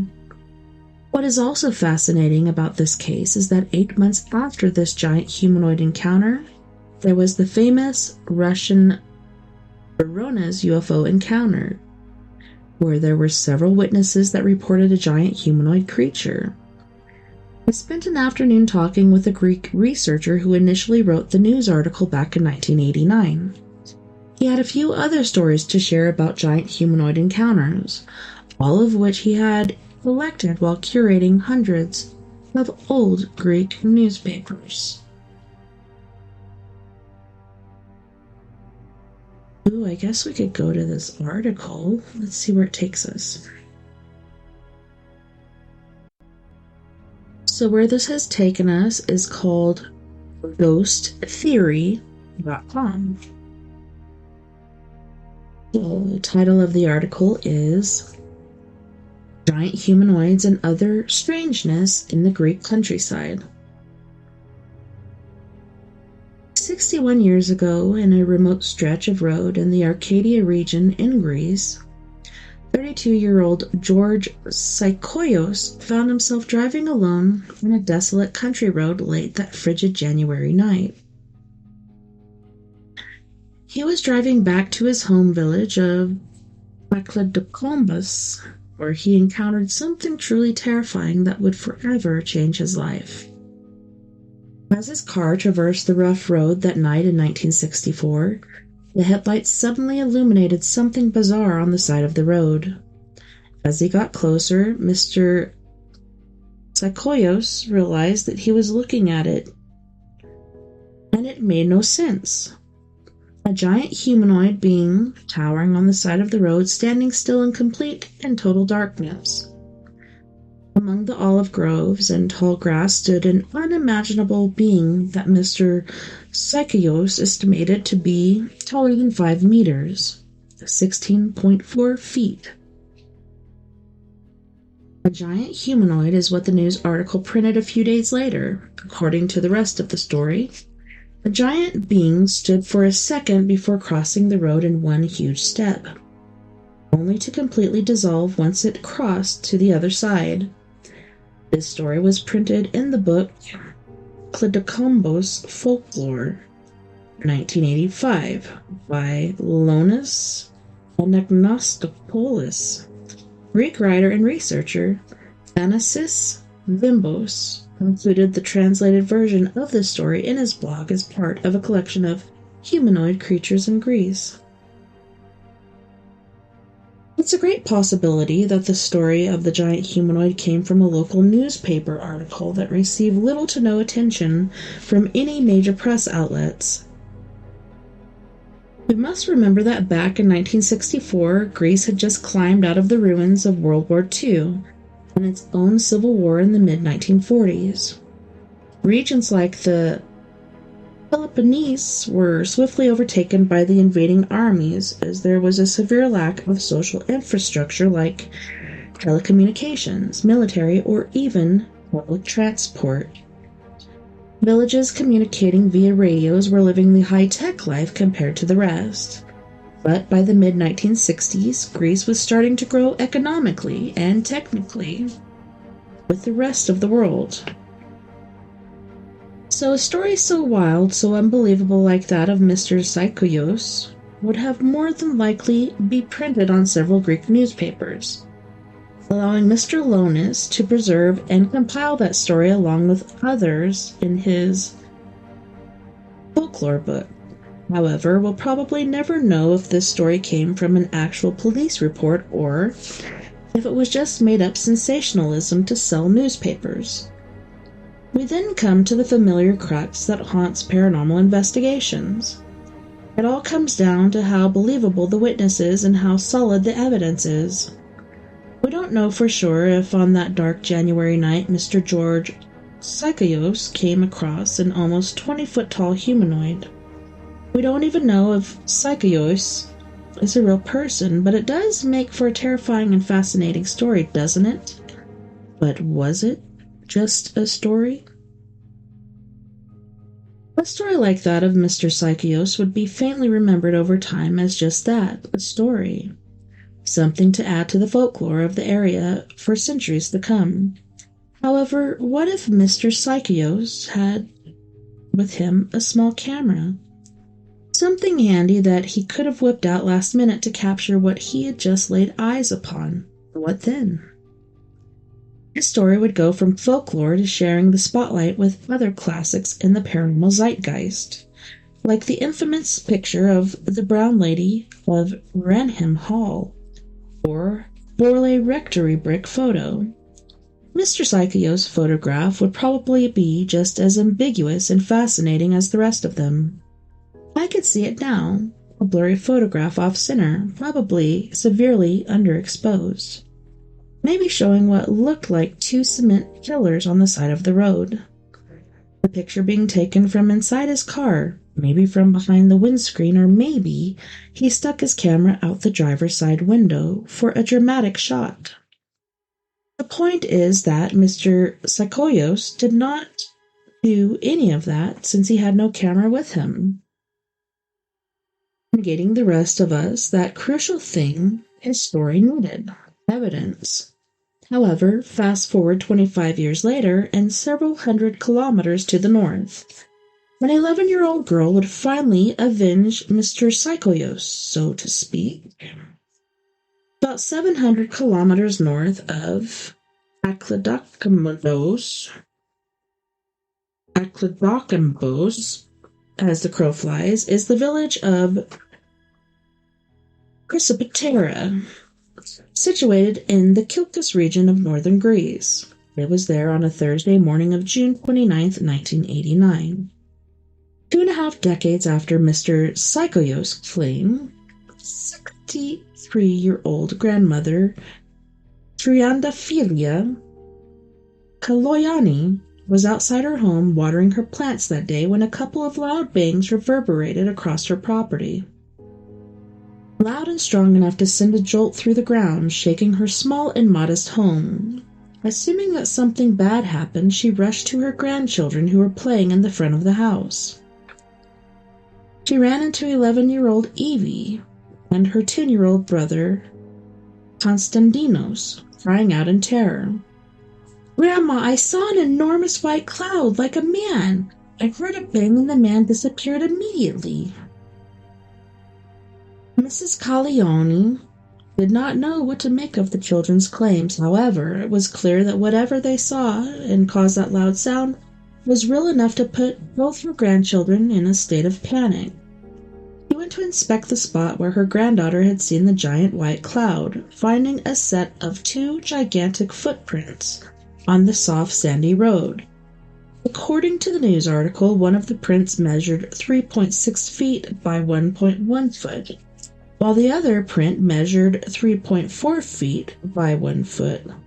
The prints both had a visible heel, arc, and imprints of what appeared to be 5 distinct toes. The news article stated, both prints were in such position that they gave the impression that a giant human or humanoid stood there only for a moment and then vanished into thin air. The children's father telephoned the local police department about what his children had seen that day. Apparently, the children and grandmother were disturbed enough that the man's only solution was to call the authorities and ask for help. Once the police arrived, they questioned the children to get a detailed account of what they had seen. Evie reported to them that the being was a deformed giant, 8 meters high, with his legs seemingly dissolved. He was apparently made of or enshrouded in white smoke, wrote Mr. Vimbos in his 1989 article. The police arrived and found the giant footprints in front of Mrs. Polioni's house. They tried to protect them by putting bricks around them, but one of the footprints was partly damaged by a passing car. By that time, the local police from Rockies sent a message to the Greek police headquarters in Athens, which, according to Vimbos' article, the chief of police in Athens sent order to keep the extraterrestrial visit a secret, while also ordering the local police in Kilkis to keep guard of the prints until scientists from the Aristotle University of Salonika had a chance to study them. The university's rector sent meteorologist Theodore Karapastus and the assistant professor of meteorology, Paralambos Saxamanaglo, to investigate the claim. Vimbos reported that the scientist's main job was to pacify the residents and stop the extraterrestrial talk, which coincides with most UFO cases involving authorities. President of the nearby community of Mandras village, Mr. Kostas, was at the scene. When he was asked by Mr. Vimbos' colleague to comment about the event, he has this to say. Surely there was an extraterrestrial who, being in another dimension, apparently entered our world, so he became visible and left footprints. According to one of the meteorologists, a dust devil could have possibly formed the prints. However, upon further examination, they grew more and more puzzled, abandoning the idea of an artistic whirlwind. Mr. Paralambos had the following to say. From the scientific point of view, we can explain the cloud and the noise, bang, but there is a gap. The giant human-like footprints, whirlwinds in this specific area, are a quite common phenomenon, and they are of short duration. We cannot exclude the possibility of a whirlwind so powerful as to be able to lift various heavy objects, creating bangs. But if it was a whirlwind passing by, even a short one, it would have eliminated any kind of prints. This is the fact I can't explain. No one, it seems, has been able to explain Evie's account of the giant humanoid and the mysterious footprints it left behind, just like no one has been able to explain Mr. Psychoyos' account that frightful night in 1964. Yet some writers and researchers find it necessary to preserve their stories so that they don't get lost in time. They'll use their own resources like time and money to travel across the country and interview these witnesses who are your ordinary normal citizen, who just happen to come across something so wonderful yet terrorizing that it completely changes their ontological beliefs. One sunny September afternoon, I met with Mr. Vimbos in a cafe in Athens. I asked him, "What do you make of all of this? Do you believe these stories, like what happened in Chrysopetra in 89? Shrugging his shoulders before taking a hot sip, he said, "What can we make of it?" In Chrysopetra, I remember, I was the only reporter that had translated the story from Greek to English. I didn't go there myself, a colleague of mine went. Back in 1989, I didn't have a car, so I couldn't make the trip up north. He took a sip of his coffee. And your colleague, what was his impression on interviewing the witnesses and speaking, too, with the local police? Did they sound credible? I asked. You have to remember, back then, in that part of Greece, people were seeing all kinds of strange lights in the sky. Remember the UFO flap of the 50s here in Greece? That's what it was like up there at that time. The people of the area had been reporting UFOs and strangeness days before this incident. His words reminded of John Keel's work in the Mothman Prophecies, where Keel himself went to West Virginia to investigate a rash of paranormal incidents that haunted several small towns, and a UFO flap that was a prelude to the actual sightings of a winged being. Just like in West Virginia, there was a wave of UFO sightings in the 1950s all over Greece. Just like there definitely was several reported sightings of lights above the small villages of Kilkis region in 1989. Like in Kill Scenario, all of these reports happening before the sighting of a terrifying humanoid being. The guy himself, he was a reporter, a colleague of mine that had access to the area, Mr. Vimbos continued. He said that all the witnesses sounded sincere and that there definitely were a set of giant footprints on the road. They had tried to preserve them the best they could, but I think some car ran over them at first. They did not make those casts, though. Yeah, I saw the pictures online. I'd be interested to know if the casts were still around. Maybe stored in some monastery, long forgotten over the years? Nah, not likely, Mr. Vimbos answered. They're probably broken, lost to time, Few things stand out from this case, one of them being the similarities and other stories of strange tracks in the wild that come to an abrupt end. Alright, so this is going to go on for a while, and we do need to go to our second music break. So I'll just save our place right there. But we have, once again, the lovely and talented Miss Mia Savage with Not a Phase, Singing to Your Grave, Bury Me in Heaven in the Bottom Line. You guys don't go anywhere. We'll be right back after this music break.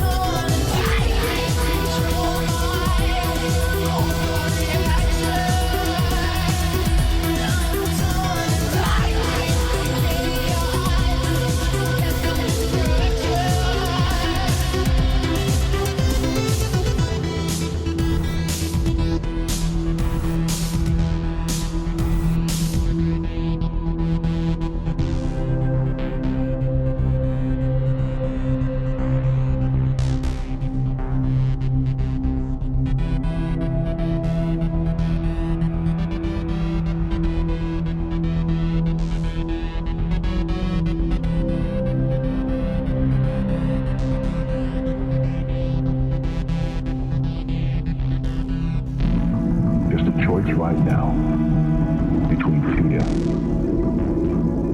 and love.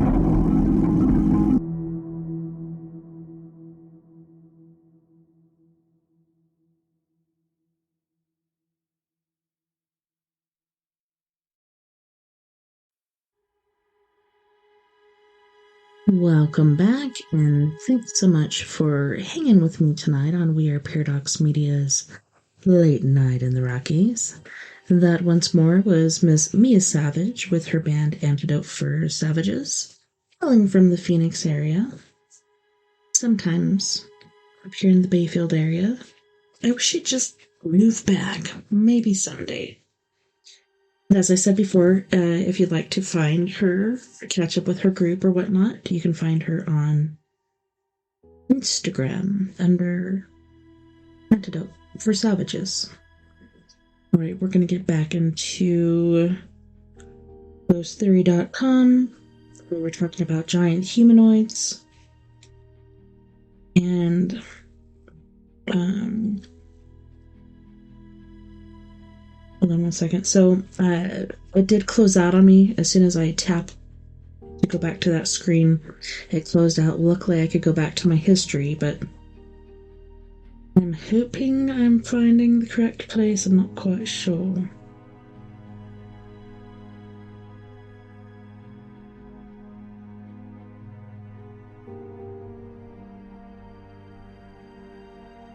Okay, here it is. A few things stand out from this case, one of them being the similarities in other cities of strange tracks in the wild that come to an abrupt end. There's the famous Ape Canyon incident of 1924, where prospectors had come under attack by large humanoid Sasquatch creatures in the high Sierras. The prospectors had reported days prior to the attack that they had found and followed a set of humongous tracks by a riverbed. After a bit of tracking, they came to a sandbar where the tracks simply stopped, as if the big-footed creature had just been plucked into the sky. They described the tracks to being 19 inches long, 4 inches deep in the sand. However, upon inspection of the area, the men noticed that these were the only 2 footprints in the sand, and they were in the middle of the sandbar, as if whatever had made those prints had taken a huge 160-foot step onto the middle of the bank. Hank stated no human being could have made these tracks, and there's only one way they could be made. Something dropped from the sky and went back up. The men were under the impression that whatever large creature made the prints, it seemed to have appeared and disappeared into thin air. And this story was Attack on Ape Canyon. Whatever landed in the small village of Chrysopatra that day left its impressions on the dirt road, appearing and disappearing out of our reality within a blink of an eye. I had proposed that maybe next spring we could do a road trip up to the village to further research the case. However, we both knew that the possibilities of the cast being kept stored in a safe location after all these years were close to nil. I sat there drinking my coffee and listening to many stories Mr. Vimbos has researched and translated throughout the decades. Definitely a labor of love.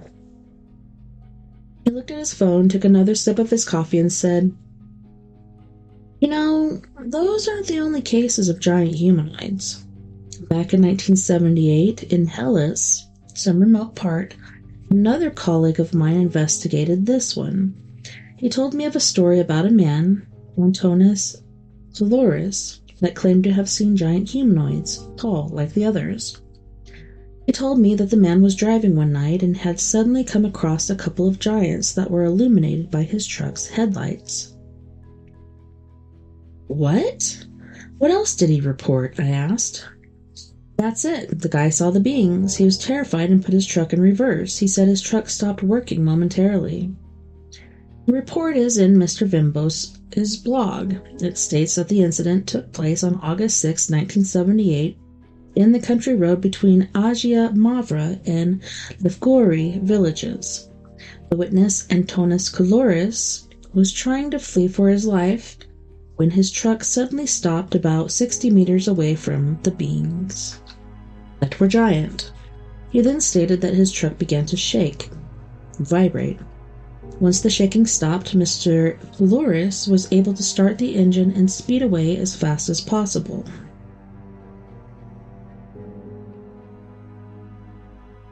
This happened so long ago, I didn't get to go out and investigate this one. My friend did. There wasn't much more to this story. The man was driving and then he came across these giant beings that vanished right away.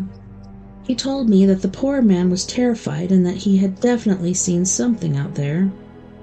We sat that September afternoon in a coffee shop in Athens, exchanging stories and pleasantries. I had reached out to Mr. Vembos since I had spent the summer reading his many stories of strange humanoid creatures in Greece. He's a writer with a keen interest in the paranormal and the unexplained and is well connected in the local UFO community. Since the 1980s, he's been combing through and archiving old Creek newspapers, searching for those strange stories that time has forgotten, stories that he feels need to be told and shared with the world. Like I said, what can we make of this? He continued, I get people showing me things all the time. I had a guy come to me the other day. He was so excited to show me the UFO he had captured. He then showed me a picture of some blurry lights in the sky. What did the lights look like? Just lights, just random lights on a black screen. What do I do with that? He claims. He claims it was a UFO, but how can I tell? What should I do with that information? That's true. Why do we go out there and make an effort to gather these types of stories? Why interview witnesses that are claiming to see these fantastical things without a single shred of evidence that backs up their stories? Like Agent Mulder, we keep going down this labyrinth of strangeness, trying to make sense of the unexplained in order to answer our own questions pertaining to the paranormal. A few years ago, when I interviewed the father and son who had been chased down a country road by a UFO, I saw real fear and confusion in both their eyes. They recounted their story to me with much detail and emotions that there wasn't room for doubt about what they had seen. It was obvious to me that they had seen something unusual in the sky that night, something that truly terrified and unnerved them. The father had asked me for any explanation that would calm him and his son. Tell me, you study these things, you have contacts in the field in America. What were these lights? Why us? And that was Mr. Tarsinos. What do we make of stories like that, of little Evie's encounter? Most people will dismiss it as a fabrication of the child's imagination, or something that was caused by natural phenomena. However, Mr. Vembos mentioned that his colleague reported that the children were genuinely terrified and were showing signs of trauma. What do we say to those children? That whatever horrific thing they happened to have seen was nothing more than a product of a gust of wind? I guess that we don't say anything because we ourselves do not understand what it is we're dealing with. So instead, we listen with empathy and careful attention. Because more than likely, ours will be the only open ears that will listen to their encounter without judgment. We are only there to ask questions, listen, observe, and notate. Because after having such an impactful experience, the witnesses are left drifting alone in dark waters. They have to navigate through a storm of emotions and accusations that follow such events. Researchers willing to meet them to listen to their stories are the lighthouses that guide them home after a rough storm at sea. By listening and being compassionate, we somehow help put the witness at ease, gently bringing their souls back to the shores of our own reality.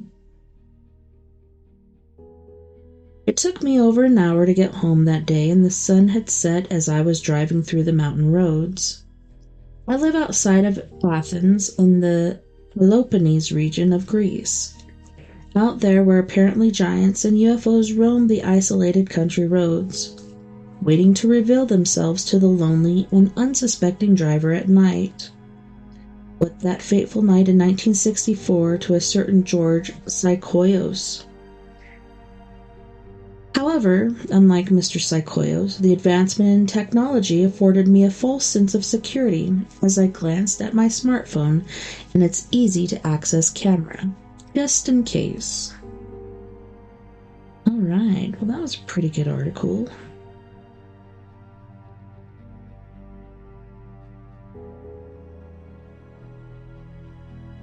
Very interesting reading indeed. Alright. Reddit Ghost Stories. User financial_rich_247. I thought I was losing my mind until someone else saw it too. This might sound strange, but I swear it happened. I was sitting in my apartment late at night, exhausted after work but too tired to sleep. Out of the corner of my eye, I saw a tall, shadowy figure standing near my bedroom door. My first thought was, okay, I'm just tired. This is a hallucination. I rubbed my eyes, looked again, and it was still there. Not moving, not doing anything, just standing. I tried to ignore it and focus on my phone. But every few minutes I'd glance back and it was exactly where I left it. My chest felt heavy, like I couldn't breathe right. Here's the part that shook me. A friend of mine had come over earlier in the night and had fallen asleep on my couch. Around 3 a.m. she woke up and whispered, "Why is there someone in your hallway?" She had seen it too. That's when I panicked, turned on all the lights, and nothing was there. I keep telling myself it was a shared hallucination, maybe a trick of the shadows or us being half asleep, but it felt too real. I haven't been able to shake it since. Has anyone else ever experienced something like this? Where you think it's just your imagination, but then someone else confirms they saw it too? TLDR. Saw what I thought was a hallucination, a tall shadow figure in my apartment, but a friend woke up and described it too, still rattled and can't explain it. I cannot tell you, good sir.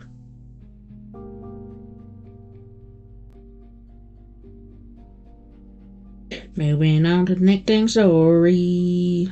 Man, how far down must we go?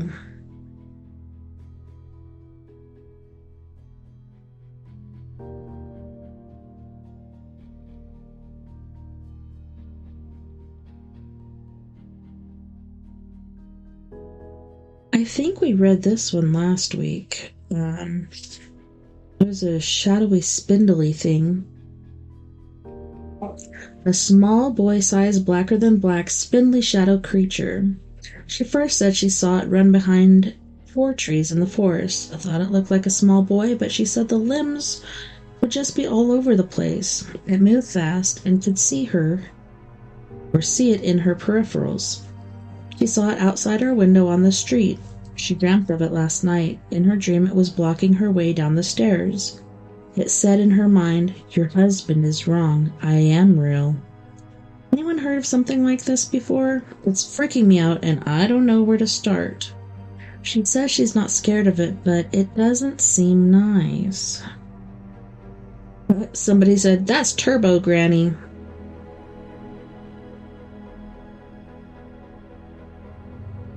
Uh-oh. I'm going to take a screenshot of that one too. Oh. Well, I was. And I'm, the ones that I've told you guys that I'm sharing screenshots of, I will put all in the same post, and it'll be under We Are Paradox Media on Facebook, and it'll be Reddit pictures.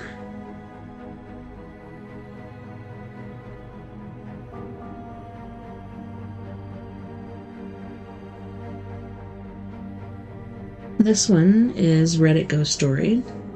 User much-evening 6686. The creepy near-death experience of a man I met at a bar.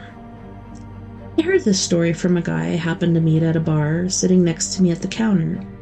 We hit it off, and as our conversation flowed, I asked him the question I always do. Have you ever seen a ghost or had any kind of scary experience? He thought for a moment, then replied, I don't know if you'd call it scary, but there was one time I nearly got taken to the other side. This is the story he told me. About a year ago. Hold on a second, where did it go? Oh, man.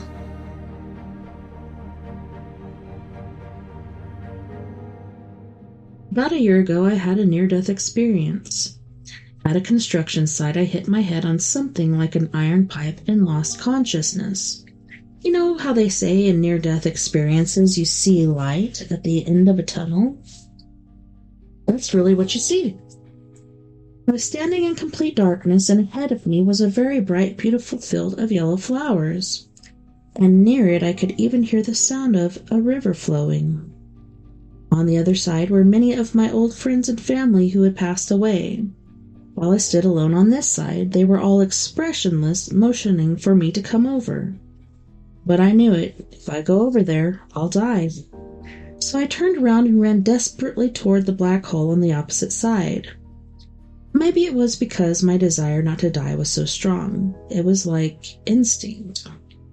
Strangely enough, that bright flower field felt more frightening to me, so I kept on moving toward the darkness without ever looking back. And suddenly a young girl appeared in front of me. I was startled, but I tried to ignore her and walk past.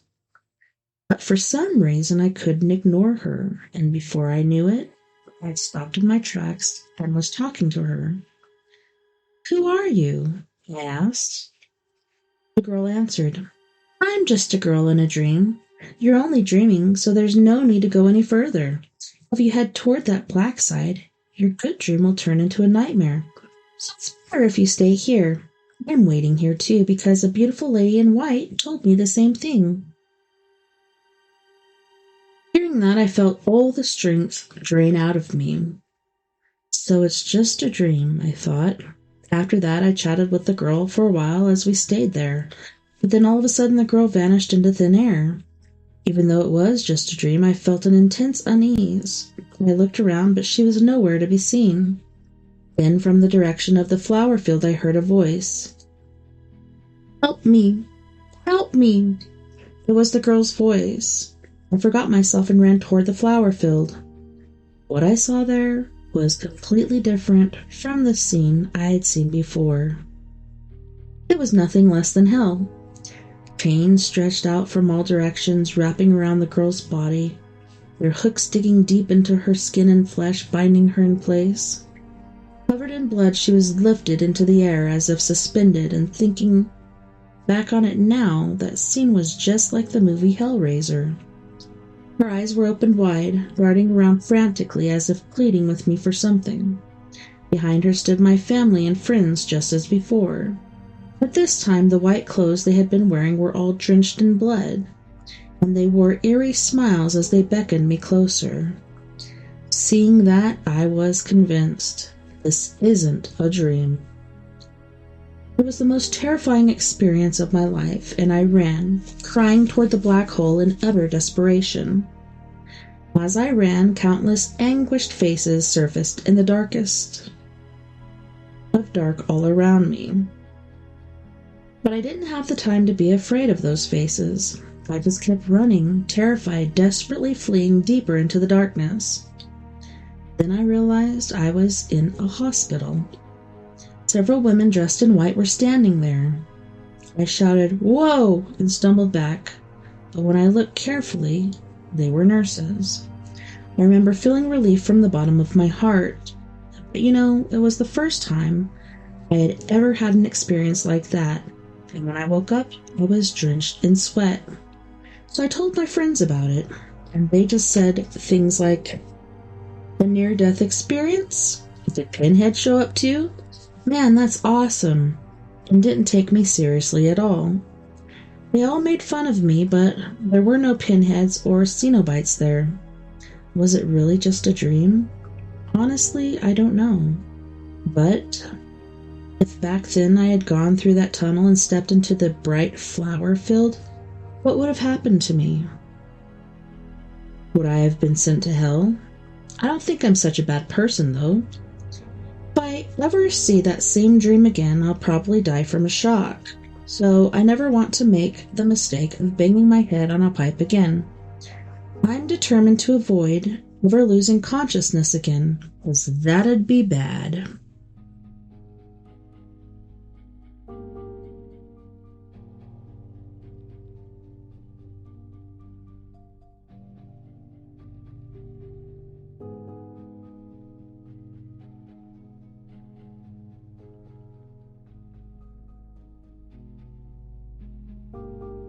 Humanoid Close Encounter. Okay, so this is from Nordic Countries Part 12. Man. Alright. This is by user... Oh, where'd it go? Can I not do user? Harry in 1974.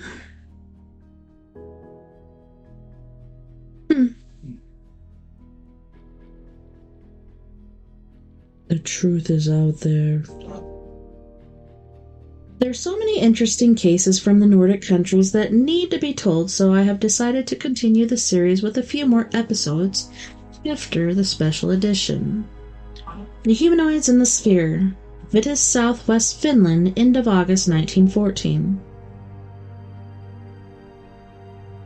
In this book, Nucleasia ja Humanoideja, Aliens and Humanoids, Finnish UFO researcher Tapani Kuningas recounted a case he learned about during a UFO seminar in Turku in 1972. An elderly man came up to him and told him a strange story he had experienced as a child. It was only many years later that the man realized that he had seen what later came to be called flying saucers and UFOs. Akseli Wapala was 10 years old in 1914, and he spent some of that summer on the farm with his grandmother, Maria Faut. It was a warm summer day, and they were inside the cottage to eat lunch when it started to get dark outside, and it felt like a sudden storm was coming, or that a solar eclipse had made the sky turn black. At the same time, there was a loud bang. Akseli, or Maria, looked out the window and could see how a brightly shining wall came from the east that soon turned into a white glowing sphere. It descended over the garden, and when it reached the height of the window, it began to move towards them across the yard. The shining sphere slowly slid towards the window and then stopped a couple of meters, 7 feet away from them. They could now see how the sphere also seemed to be metallic, and in the middle of it an oval window opened up. Two beings now appeared in the opening, and only their upper bodies and heads could be seen. One of the humanoids stood in the middle of the opening, and the other stood to the side, slightly behind, but still fully visible. Akseli perceived them as male beings with unusually large heads in relation to the body, especially the one standing in the middle. The width of the shoulders, however, was proportional to the head. Akseli thought the being standing to the side was more dwarf-like and uglier than the being in the middle, in fact, terribly ugly. The man in the middle looked quite old, and his face was broad and angular, but his eyes looked friendly. Akseli was now afraid that the beings would jump out of the sphere and enter the kitchen, but his grandmother assured him that there was no danger and that they had only come to say something. A quick smile then appeared on the lips of the being in the middle, and then it began to speak. Its lips and mouth made speech movements, but Akseli could not hear any sound. "Now it is talking, it is saying something," Akseli shouted eagerly. But at the same time as the boy said this, the being stopped talking, and he disappeared further into the sphere at the same time as the oval window closed in front of him. When the sphere had closed, a loud roar was heard again, and then a bright flash of light came. After this, the sphere rose into the sky and quickly disappeared towards the west. The observation had only lasted a few minutes, but after this, Akseli felt very tired and went to bed. He fell asleep and did not wake up again until the evening. It seemed as if his grandmother had predicted the event and knew that the beings were coming. She told Excelli that the humanoids were not angels who came from heaven, but came from a distant place. They had come to Earth in a large skyship, and the sphere had flown down to the house was only used for short trips. She also explained that the beings had large heads because they were much more intelligent than us humans, but they were distantly related to us. They also lived much longer than us humans. Grandma also said that they had delivered important messages to her and foretold future events, and she claimed that these humanoids wanted to protect humanity. It was obvious that Axeli's grandmother knew a lot about these beings, and she had apparently had contact with them several times before. She called them the Air People.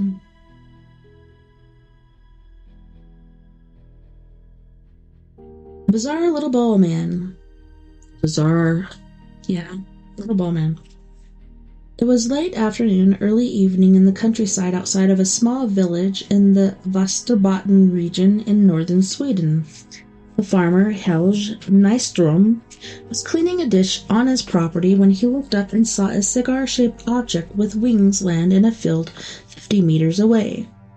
As he watched the landed craft and thought what kind of aircraft it could be, a very short man, only around half a meter tall or so, 1 to 2 feet, came towards him, walking along a nearby ditch bank. The man looked like a round soccer ball in his outfit suit, a spacesuit of some kind. As the small humanoid caught sight of Mr. Nyström, he ran to the cigar as fast as he could. The witness that hid behind some willow bushes as not to scare the little man any further. A few seconds later, there was a sharp explosion like a blasting discharge, and when the witness looked up, both the craft and the little man were gone. After this, the farmer went to look at the site where the craft stood, but there were no traces left that indicated that something had landed there. During the years, Helge thought about what had happened that day, and he often thought about what it was he had seen. More than a decade after the sighting, he thought it was time to share the experience, and he was interviewed by a local newspaper. And Helge pointed out to the reporter that he saw all this with his own eyes. He was not crazy and hallucinated. He also explained that it was full daylight during the observation, and the distance was so short that he could clearly see all the details. Helge also made a sketch of the cigar-shaped craft and the being, but unfortunately the newspaper was not allowed to publish it by the witness. He did not want people with vivid imagination to make up stories. Helge talked to other people in the village about the incident, but no one took him seriously. He also became interested in the phenomenon after this and wanted to find an explanation to what happened to him that day, and in the newspaper interview he explained that he also wanted to come in contact with other people who had experienced similar things. Helge fully understood that his experience was difficult to believe and might come across like fantasies or stories from a science fiction novel by some people, but he said he could even take the oath and swear that his story was true. Well, boys and girls, that's all the time we have for tonight. I'm going to take a snapshot here and circle it, so when I go into my history, hopefully tomorrow night to record for you guys again, then I'll know where to pick back up. And then on Sunday,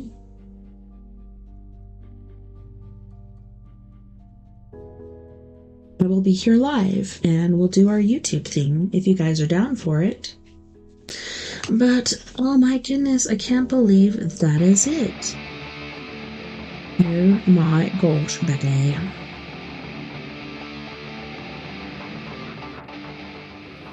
Well, thank you so much for hanging out with me tonight. Thank you to all of my Facebook friends, Spreaker, Twitter, Twitch, YouTube, iHeartRadio, and wherever else you may be listening Beyond the Omniverse tonight.